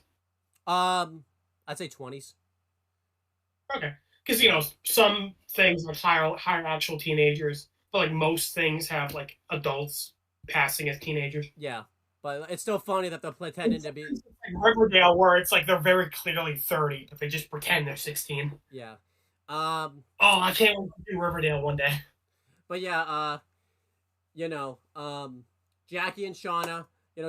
We find out that Shauna is like afraid to fly. So Jackie snuck in and like snuck one of like her mom's like relaxation pills to make Jackie like calm down and everything like that. Like during the plane, like basically like she would be out and everything like that. So that Yeah. happened. And then Again, Jackie's a pretty good friend to Shauna, and Shauna's just a total bitch to her. and then I think it's at this point, by the way, like we should feel like hated Shauna kind of a little bit at this point. Like, wow, Jackie's being like a really good friend to you, and you're like sleeping with a boyfriend like behind her back. Like, fuck you. Yeah. Like, We also see present day Shauna also has some fucking issues. yeah, we'll get to that later. And at the end of the actual episode, but like again, we're not done with the video yet. We see like the plane actually like crashing, and like everyone's coming out of it. They're putting on oxygen masks and everything like that. And I think because Jackie was sleeping with a pill, so when she wakes up, she's like, "What the fuck's happening?" Everyone's freaking out. yeah, so like I think this correlated because in the present we see like the Shawn in the present like reading her journals and everything and like it mentions like how long they've been in the woods and kind of like what everything that happened and like I think this is like what Shauna in the present was thinking about um was this scene right here. So like I think this probably gave Shauna like some PTSD in the present, like that she actually like saw the plane actually crash pretty much and everything like that because she like came out of like you know her pills and everything like that. But yeah, we don't actually know how the plane crashes. That's like everyone makes theories about it and everything like that. Wikipedia apparently thinks it was because of the storm because they mentioned that there's a storm and then they mentioned the plane crash. So Wikipedia clearly wants you to make you think it's the storm.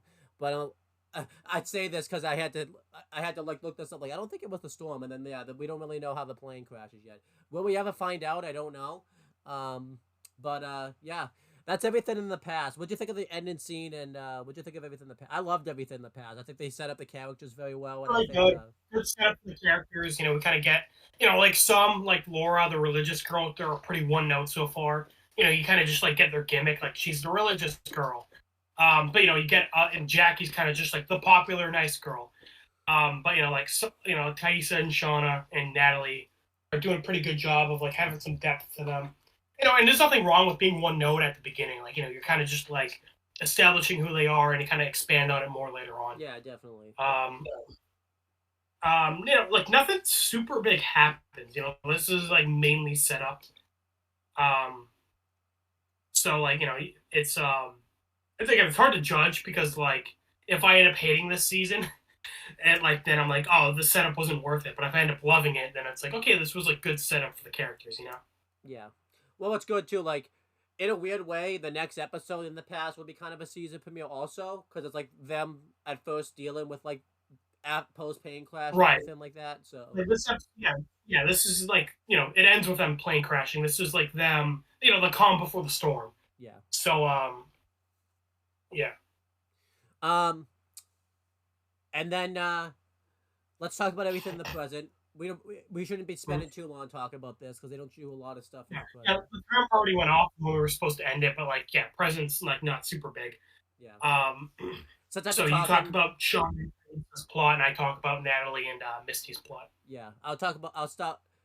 Why don't we talk about Natalie and Misty stuff first because that's connected. So you're gonna be talking for a while. So do you want kind of talk about the introduction to present day Natalie and everything like that. Yeah, sure. Yeah, so as Owen just said, Shauna and Thaisa have like the most meat like in the present day storyline. Natalie and Misty, it's only like two scenes, um, which is fine because present in like this episode is also kind of like on the back burner compared to past. This episode's mostly past. Yeah. Um, and as I said earlier, I'm glad that like we get some character. We know how some characters survive, or like not how, but like we know that some do, but others don't. So again, we get a good balance of like we don't, for some characters it's gonna be like, oh man, do they live? Do they die? If they are alive, where are they in the present day? But yeah, it's nice that we can kind of latch onto some characters and be like, okay, we know they survive, so we can kind of like not worry too much. We can kind of like know like, okay, we're gonna be with these guys for the long haul. And it's good because like you'll get to see like how they get to where they are in like the present and everything like that. The best comparison I can like make is like this would be like watching if they did Better Call Saul and Breaking Bad like at the same time. That would be like the best comparison I can make. Like we see. I haven't seen the whole show, but I've seen bits and pieces of it. Game of Thrones is a pretty famous show where you have like multiple protagonists. Yeah. And some of them die, and it's like super shocking, but others you kind of like can feel are going to be around for a while. Okay. And and a lot of like the supporting cast die. But for like the main characters you follow, you can kind of like, okay, like I don't have to worry about them too much. Yeah. Like because of course, like if no one's safe, you kind of like have an issue of getting attached. Right. Where I think it's a good balance where some live and some die. You can kind of like you don't have to worry about like getting attached, but it's also like not everyone has plot armor basically. Yeah. Yeah. Like if you do everyone live, like there's no danger. But also like if you like don't know if everyone's gonna die, you kind of like would have like maybe issues getting attached. Yeah. So I like that. Well, I'm saying this is a good balance. And it kind of makes you wonder like, did the ones that survived did they actually deserve to survive? Did the ones that die, did they deserve to die? Right, like this episode did a good job showing like Shauna's kind of a piece of shit person. So you're kind of like, out of everyone, did she deserve to live? Yeah. Um, I think I went with like the Better Call Saul Breaking Bad comparison because like those are shows we liked, but like in Better Call Saul, some of them like make it out and everything like that, but like other ones are like ambiguous. But like it would be like watching like Gus, Saul, and Mike live because they're in Breaking Bad. But this would be like why it's like kind of watching them both at the same time, like cutting back and forth between past and present, because there's like little layers of like character stuff like in the past that they do that like they become like big characters in the future. So this would be kind of like watching like Jimmy as Jimmy in Better Call Saul, but then they cut back to like him as Saul Goodman in the present on like occasion and everything like that. Yeah. Yeah. So Natalie, because as we saw in the past, she's like a very punk, like anger-filled person. Like speaks her mind, gives people shit. Present day, we see that's apparently still a thing because she is at a rehab and like an anger management place. We see that she is like doing yoga by the beach. Yeah.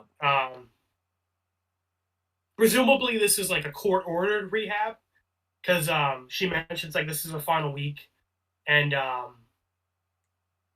so basically an instructor comes to grab her from doing yoga, and they all have like a group therapy session.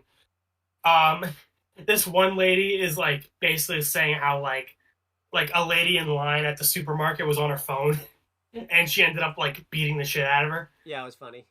She's like, and she's basically saying like, look, was I supposed to not beat her up? So that's pretty funny.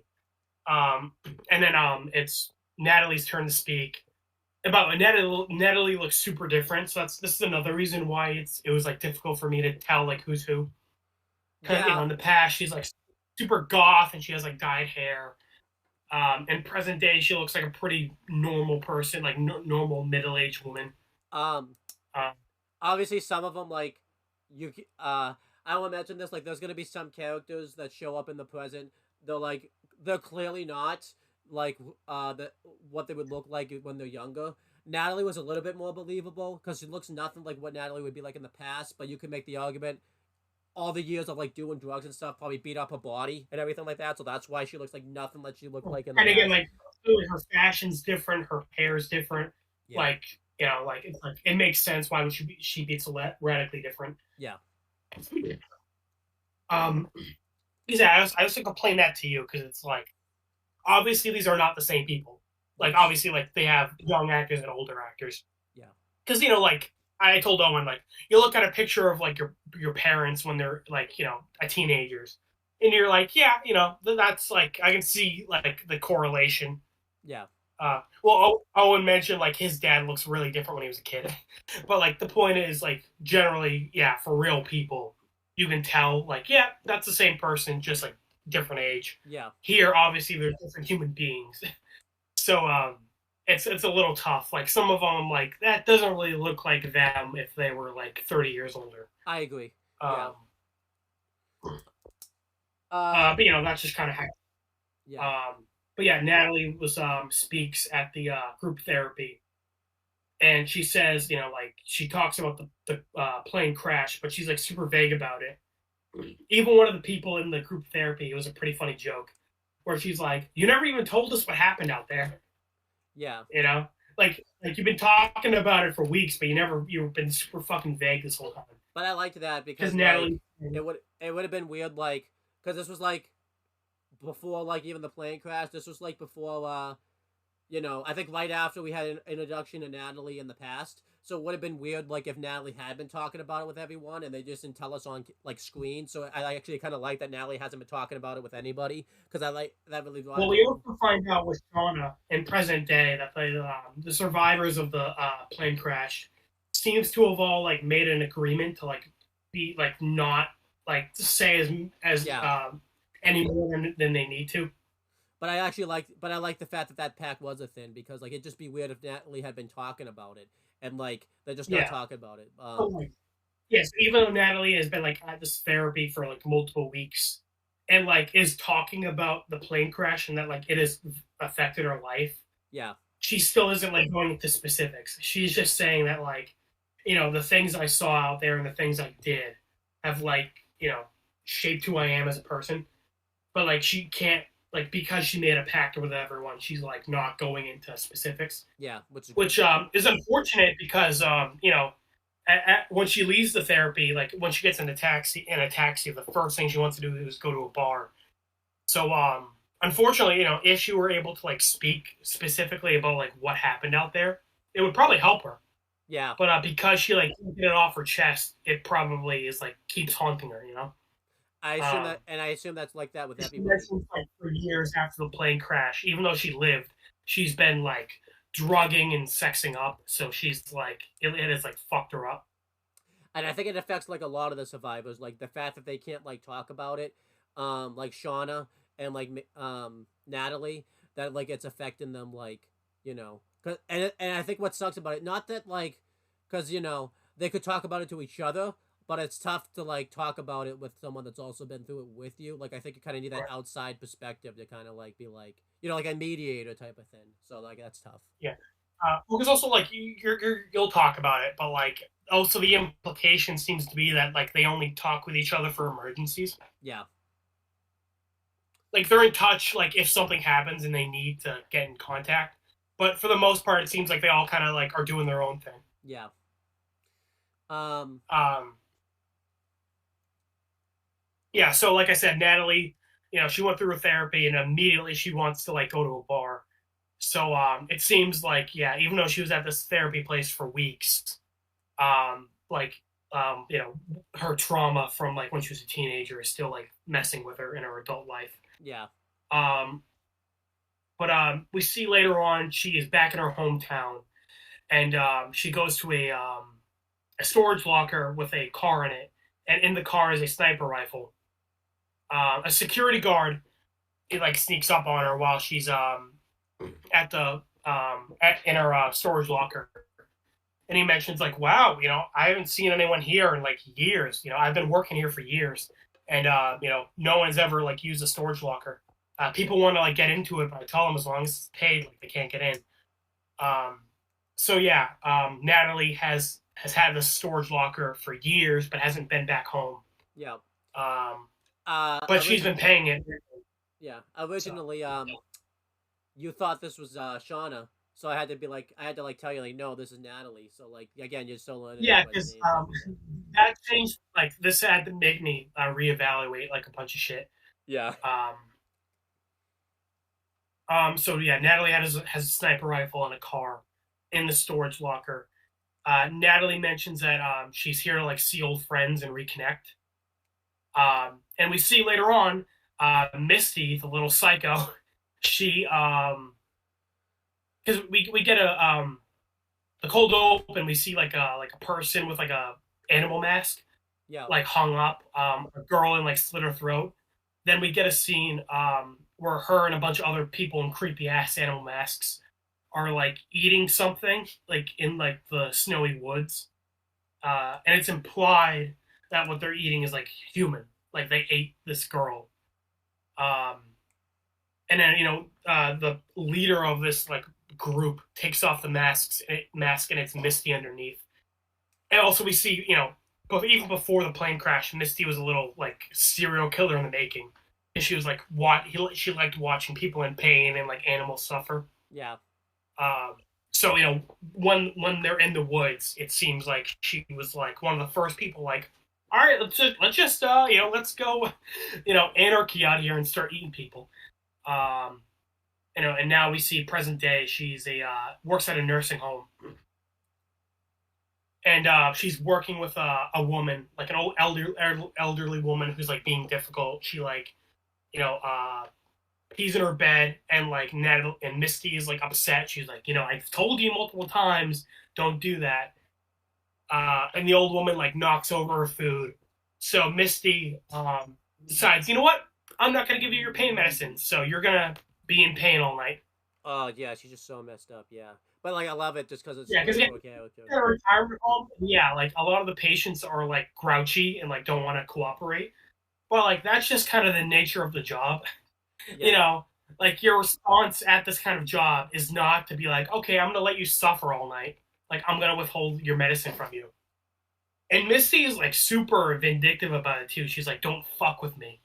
Yeah. And it's like this is like an old woman, like bedridden, like she can't even like get out of her bed. And your response is to like taunt her and like not give her a pain medicine. Like, yeah, that's fucked up. Yeah, but like it really got over like a character because like Misty was like the one that like we knew the least about um from the past because like obviously they didn't showcase her as much. I'm saying out of the four that we see in the present, anyways, like she was the one that we kind of knew like the least about. So I liked this scene a lot.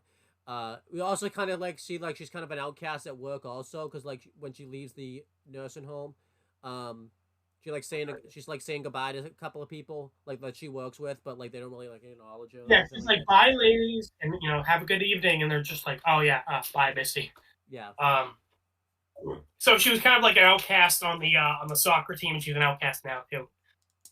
But she leaves work, and we see that Natalie is in the car that she had at the storage unit, and that she like looks really upset at Misty.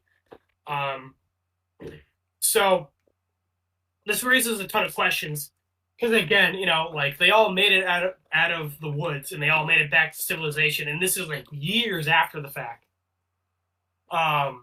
So clearly Natalie seems to have an issue with Misty, but like it raises the question of like, okay, if Misty like was like eating people and killing people out in the woods, like why didn't they all like kill her beforehand? And like, after they made it back to civilization, why did they just let Misty go on with her life? Yeah. So again, this raises a ton of questions. This is meant to be like mysterious. We don't know what happened. I agree, and I really like this. For Natalie and Misty. Good introductions to them. I thought, I really liked, kind of seeing where they ended up, and I think the actresses like play them very well, especially the actress that plays Misty and stuff like that. And also, funny thing is like his Misty seems like the most like chill. Well, like with in the present day, Shauna, Natalie, and Thaisa, all seem like really affected by what happened, even years later. Missy just seems like she's going about her life being a little psycho. Yeah, Like yeah, she's going like she seems pretty chill with the fact that she was stranded out for 19 months and a ton of people died. yeah. So, talk about everything now with Shauna I'm and gonna let my dogs out there making noises. yeah. Keep talking. So yeah, going through the introductions now of Shauna and Thaisa. We see Shauna. She's the first one of any of them that we see in the present. Um, you know, we see Shauna is very depressed. She's staring over at her daughter Callie's boyfriend, which is just like a picture of them, which is just weird. But it happened. Yeah, she's in her daughter's room, presumably, and staring at pictures of her daughter's boyfriend while jerking it. I'm like, you have fucking issues. Yeah. Um, I liked this scene because this was right after we met past Shauna, and I think out of all of them, past Shauna and like adult Shauna, you could definitely see that was Shauna definitely as a kid. Like you could definitely see like they could be like the same people, like older and everything like that. So that was Yeah, good. they did a good job picking the actresses for that one. Um, and you know, because there's a cool picture of them. I'll actually send it to you of like them doing like a photo shoot, like the actresses together. Um, oh, you don't have Instagram though, so I can't send it to you. So never mind. Um, but whatever. Um, I'll just have to show you later. But anyhow, the reporter that's been interviewing everyone in the beginning, her name was Jessica Roberts. Um, we find out that there's been a rabbit that's been eaten.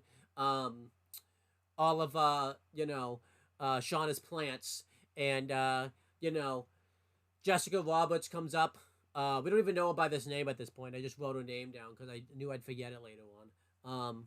And we find out that Jessica's been like trying to like reach out to Shauna, to like interview her, but Shauna's just not having it.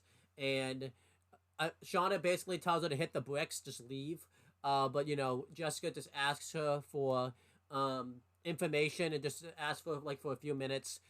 Shauna's being very vague about everything. She just mentioned like that they starved, and we did what we had to do to survive, but she doesn't really go into like detail about it. Um, Jessica pretty much is trying to manipulate Shauna into revealing like the stories about what happened by like talking about how like she could give her a better life by like writing her story. She could get a lot of money out of it and everything like that. And um, you know, Shauna pretty Yeah, much she says, because she says like, she offers like a multi-book deal, and says like, if you don't tell your story, like one of the someone else will, like one of the survivors like will probably do it before you. yeah. And Shauna says like, no, they won't do that. And then the lady is like, oh, so you are still in contact. So like clearly she's like trying to get as much out of Shauna as she can. But it doesn't So really she learned that like like they are still like somewhat in contact. But that's pretty much it. Like Shauna pretty much like kicks her out after the point where like because I think Jessica takes it too far by like mentioning that like Shauna could have had a better life and everything like that, and like Well, Shauna was because like offended by she it. says like, I think it's less than like she says you can have a better life. It's like she says like, is this what you thought you would have? Like basically saying like what she has now sucks. Yeah, And then Shauna like gives her a look and she's like, yeah, sorry, I didn't mean that. And I love how Shauna like is super upfront. She like gets right in her face and is like, I don't give a shit what you meant, you smoke little bitch. yeah, this is cool. Um, and Yeah. then Because again, 100%. If someone said that to me, I'd be like, yeah, go fuck yourself, leave. yeah, I think everybody would. Um, and then later on we see that Shauna is ironing, and we see that you know, she's like watching Jeopardy, and then a commercial airs for this woman who's like gonna be running for senator and everything like that. And we find out that it's Thaisa. Um, and the cut. I actually kind of like how they did the shot. Like they showed the commercial, and it like showed like the behind the scenes of like them taking the photo shoot. So I don't know, like you know, I think this was like filmed before the commercial, like what we saw, but it was just pretty interesting. But we find out more about Taissa. In the present, Taisha is married. She has a wife and everything like that. So she's come out since the past and everything like that. And we find out that they've Well, in the past section in this episode, they don't really like go into like they don't like say she's straight or gay. yeah. So I guess I just assumed like she was already out in high school and like no one like it just wasn't mentioned. Right. Well, I assume So, like I mean, I assume we didn't really know, so I just like, oh, okay, you know. But I just say in the yeah. future. Well, 'cause I'm they don't saying really. I'm saying like you said she came out since then. I'm like, I mean maybe they say that in the future episode, but just going off of this episode, it's just like left ambiguous. Like maybe she was already out in high school. Yeah, that's I don't true. know. So obviously, her wife, I forget her name off the top of my head, but like, uh, you know, she's obviously apprehensive about doing all of this photo shoot because that's something that's in her comfort zone and everything like that. And um, Thaisa basically comforts her, and they do the photo shoot, and like the photographer mentions, that uh Thaisa has like a great story and everything like that about the plane crash, and it kind of haunts Thaisa a little bit, but they don't really go into detail about it.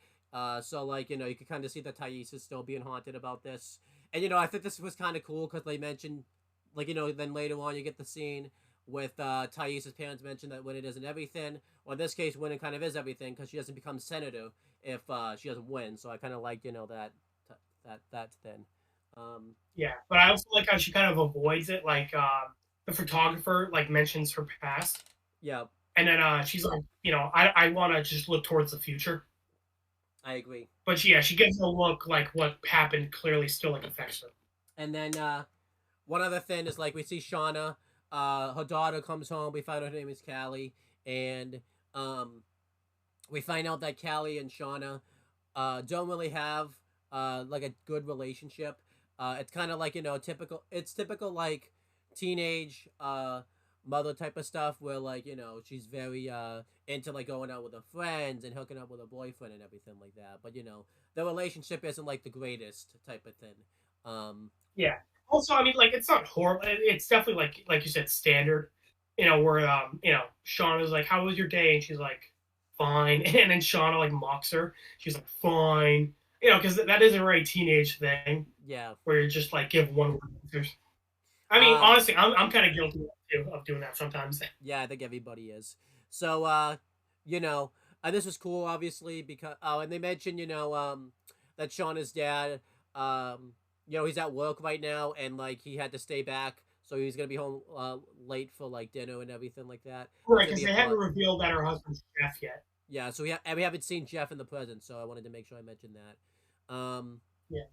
And then I think the last thing we get of Shauna like at the house is at night she kills the rabbit that like has been eating the plants, and this kind of like went with because this was like I think right after the scene where like Shauna was sleeping with Jeff and everything like that, so like it was kind of cool like how that translated and everything like that.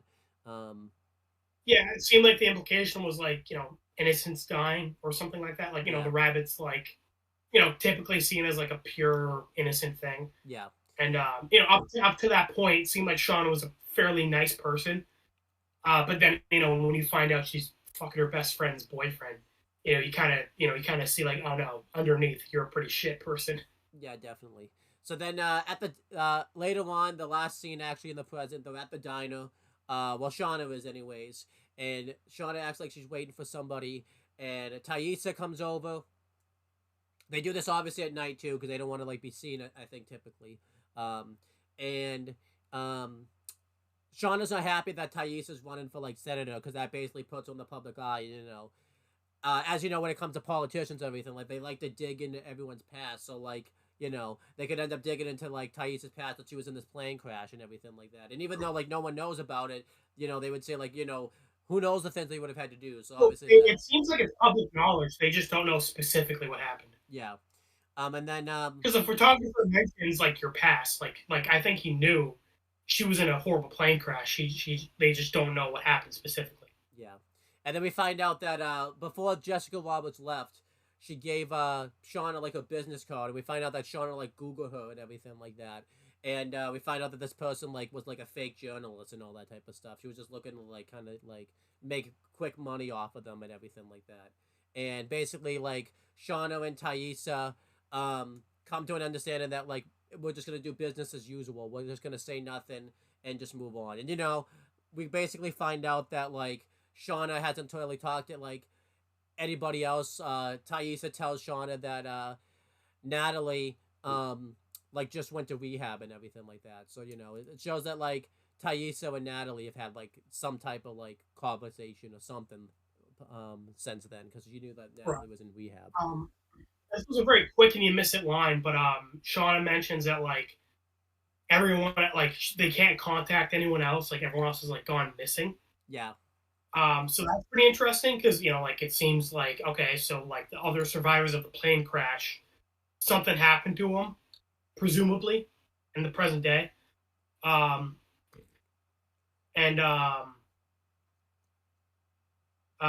also like I thought this was a nice scene to have with Shauna and Thaisa in the present day because in the past, obviously, this episode they like had a big fight and like we're at each other's throats, but here at this diner it like they meet up and like work together for this common goal. And like Shauna like holds Thaisa's hands and like reassures her. Yeah, I agree. So it's nice to see that like out of everyone on the team in the present day, it seems like Shauna and Thaisa like get along well. And probably the best out of Yeah. everyone on the team. Like they keep contact. But yeah, that's everything in the It's like, present. Thaisa says like, "Hey, don't worry. They just these reporters always come out like during an anniversary or something." Yeah. And then Shauna is like, "Oh, gee, I wonder why, because like you're bringing attention to yourself, you're, by running for senator." Just like besides like that one time where Shauna like threw a little bit of shade, like they seem to get along well. Yeah. Which is nice. And also this seems to be why Shauna like didn't really do much with her life. Like she even though she got like accepted for Brown and like seemed like she had a bright future, it seems like everyone kind of agreed to like keep a low profile. Yeah. Yeah. Except for Thaisa who's running for senator. Right. But overall, I liked everything in the present. It was just solid. It wasn't anything like too significant because I think the present kind of got put in the back burner because again they needed to set up everything in the past to kind of get us to the rest of the show. So I feel like the present kind of took a little bit of a back burner. But it was still solid stuff. I kind of liked seeing all the characters like in the present and everything like that. So what do you think of everything in the present? I thought everything in the present was solid. Everything was good. Definitely mainly a past focused episode. But like I said, it's great to see like some characters did survive, where others were like it's ambiguous. We don't know yet. Yeah. So we get a good balance of like characters we know we're gonna like be with for a while, and a balance of characters who like we don't know when they could die. They could die next episode. They could die, sometime along the line. And as I said, we find out some other people did survive, but they've gone missing. So maybe some characters did survive to the present, but now they're gone for some reason. Seeing how, like I said, Thaisa, Shauna, and Natalie have all been like traumatized for life by what happened in the plane crash is like, makes me curious about what happened. And yeah, a big mystery episode. As I said, if I end up loving this show, I think this will be a great, setup episode. But if I end up hating it, I won't like all the setup. But for what I have right now, I give it a B. It's really solid, good first game. And I said I typically don't give 2 letter grades, but I am going to just for the benefit of this episode.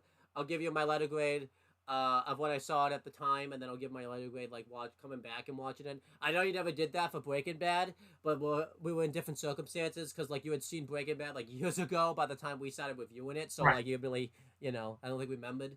Well, I'm only doing this roughly a year. I agree with you. Like watching this for the first time, I gave it like definitely a solid B. We're definitely introducing all the characters and everything like that. They throw a lot at you, but It's tough to follow sometimes. Like I didn't have the benefit like you did to pause everything because I wasn't watching this like by myself like you were. So like I didn't have that benefit. So like that's why I probably missed the scene with the coach and everything like that. Like originally when he was like leaving and everything like that.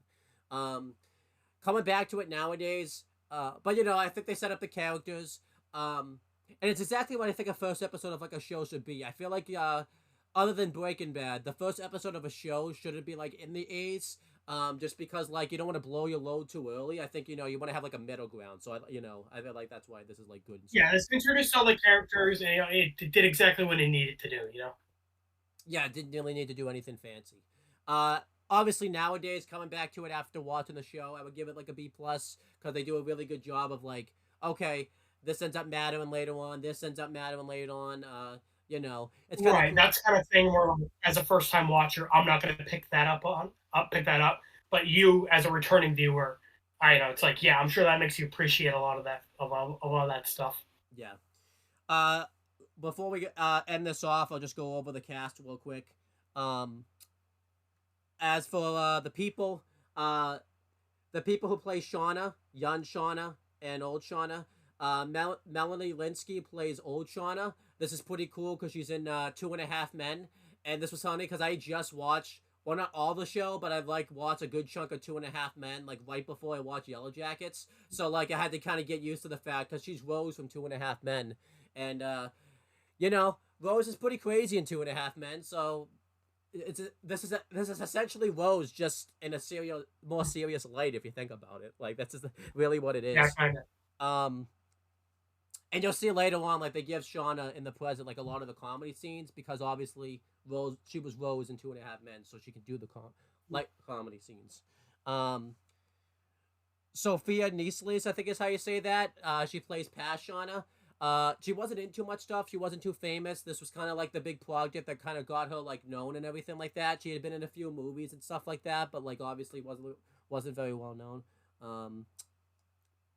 And then as for who plays adult, Thaisa, and young Thaisa. Adult is Tawny Cypress. I think she's pretty famous. I meant to look her up, but like I've been a busy boy lately, so I haven't had time to like do the research. And then Jasmine Savoy Brown plays young Thaisa. She's become more well known like because of this. This got her like a role on Scream, which is like a big horror show and everything like that. So it's pretty cool that she was on that show.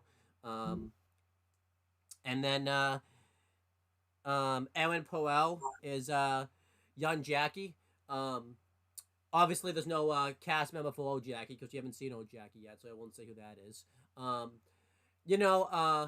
If you it's just I didn't do many research. Steve Kroger plays one of the coaches on the show. We haven't heard him by name yet, so I won't mention him. Jack Dupu plays Jeff.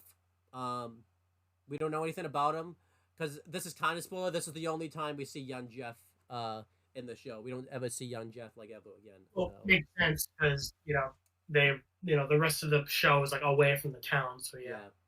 And then as for who plays Misty, as for old Misty, it's Christina Ricci, and as for who plays young Misty, it's Samantha Hattenry. It's she's in Shameless, that actress. You don't probably know. I see a bit of Shameless. Yeah, you don't probably know that because she wears a wig and everything like that as young Misty, so that's probably why you don't know it. Funny thing is young Misty actually went to rehearse for Natalie's role, the young Natalie role, but she got the Misty role instead because they thought that would be a better fit for like her actress and everything like that. Yeah, it makes sense. Be hard. Misty's actress. Yeah, it'd be weird to imagine her as like the violent punk girl. And again, I really can't say like young Misty, like that actress looks like old Misty because they've put on a wig on her and everything like that. So like that's, I mean, obviously they made her look that way. So like it's really a tough thing. Julia Lewis plays old Natalie, and Sophia Thatcher plays young Natalie. Young Natalie has been in some. She was in a horror movie recently, so this kind of young Natalie. This kind of got her going. Courtney Eaton plays plays Lottie. Um, and yeah, she plays Lottie, and she wasn't a very well known actress, but you know, this could help her, like, break into the door and everything like that. And then Lev Hudson plays Van. Um, she was a pretty famous actress, like I said. So again, it's kind of a surprise considering the fact that you know, and I'll just say this now: Kevin Alves plays one of the coach's young sons in the show. Um, so there you go. Yeah. I don't know what that is, so sure. Yeah. And then I'll go through more of the actors. Those are like the main ones. I won't go through like who plays Laurie or anything like that because he doesn't show up. Like those are like the main actresses. Yeah, I feel like we should have done this how we were introducing the characters. Well, we were already well into it. There's like I won't go through who plays Callie's daughter because we only see not Callie's, Shauna's daughter because we only see Callie for like one scene, so there's no reason to mention it again. Yeah. So, yeah. I think that's pretty much it, right? So we went over all the behind the scenes stuff, the actors, the main plot. Yeah, so I give it a B, like I said. Owen gave it a B as well. First time viewing, B plus on a second viewing. yeah. Solid first episode. I'm gonna actually watch episode 2 after we're done recording. Yeah, and then I'm gonna watch wrestling. So, there you go. I'm gonna watch. Yeah, but yeah, that's pretty much it, guys. Thank you guys for watching this video. As for plugs or promotion, do you have anything you're gonna plug or promote? Do you actually want to plug or promote anything? Or no. No, let out. As for my stuff, you can check out obviously other videos on this channel that AJ and I are gonna do. Our goal for next week is to try to get through halfway of Yellowjackets. So if you're a big Yellowjackets fan, definitely check them out. If you're gonna comment on the video, please try to leave them spoiler free in case AJ just decides randomly he's gonna watch the videos, just so that way he doesn't get spoiled. But I feel like you guys are just gonna do it anyway, so I can't stop you. But as for other things, AJ and I are gonna try to review Red versus Blue. We're gonna try to do season 6. In 2 weeks, AJ and I are gonna do a video every day. We keep saying that and we never do it, but that's because fate keeps getting in the way every time we want to do it. So we also had like movie picks that we were holding off on, but we'll probably end up doing that soon.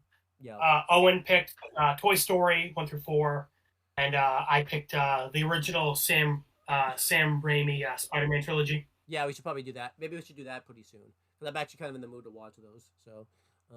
Yeah, and I haven't seen Toy Story in a long time, so yeah, those will be fun. But we'll probably do those before we get back to Avatar, Danny, and Ben. Yeah, and then AJ is dipping his toe a little bit in the wrestling world on Wrestling Fortune 44. Yeah. We did our first episode. AJ, my friends and I are doing a GM mode playthrough series where basically we're playing through GM mode. We drafted our rosters and I'm gonna upload it, but we're gonna record it Wednesday. But I'm going to upload at some point. We're gonna book our first show. AJ's gonna book his first ever wrestling show. Who's only watched like Not seen shit. Yeah. So whatever. I know like 5 things, and I know them from hanging out with you. Yeah. So AJ's gonna try to book his own show, so that should be interesting. And if you want to watch something funny, just watch them make the draft picks with like a 20-second delay Wi-Fi. It's on Twitch. It's hilarious. Yeah. That's pretty much it. That's all our future stuff. Stay tuned for that, and we will talk to you later. See you later.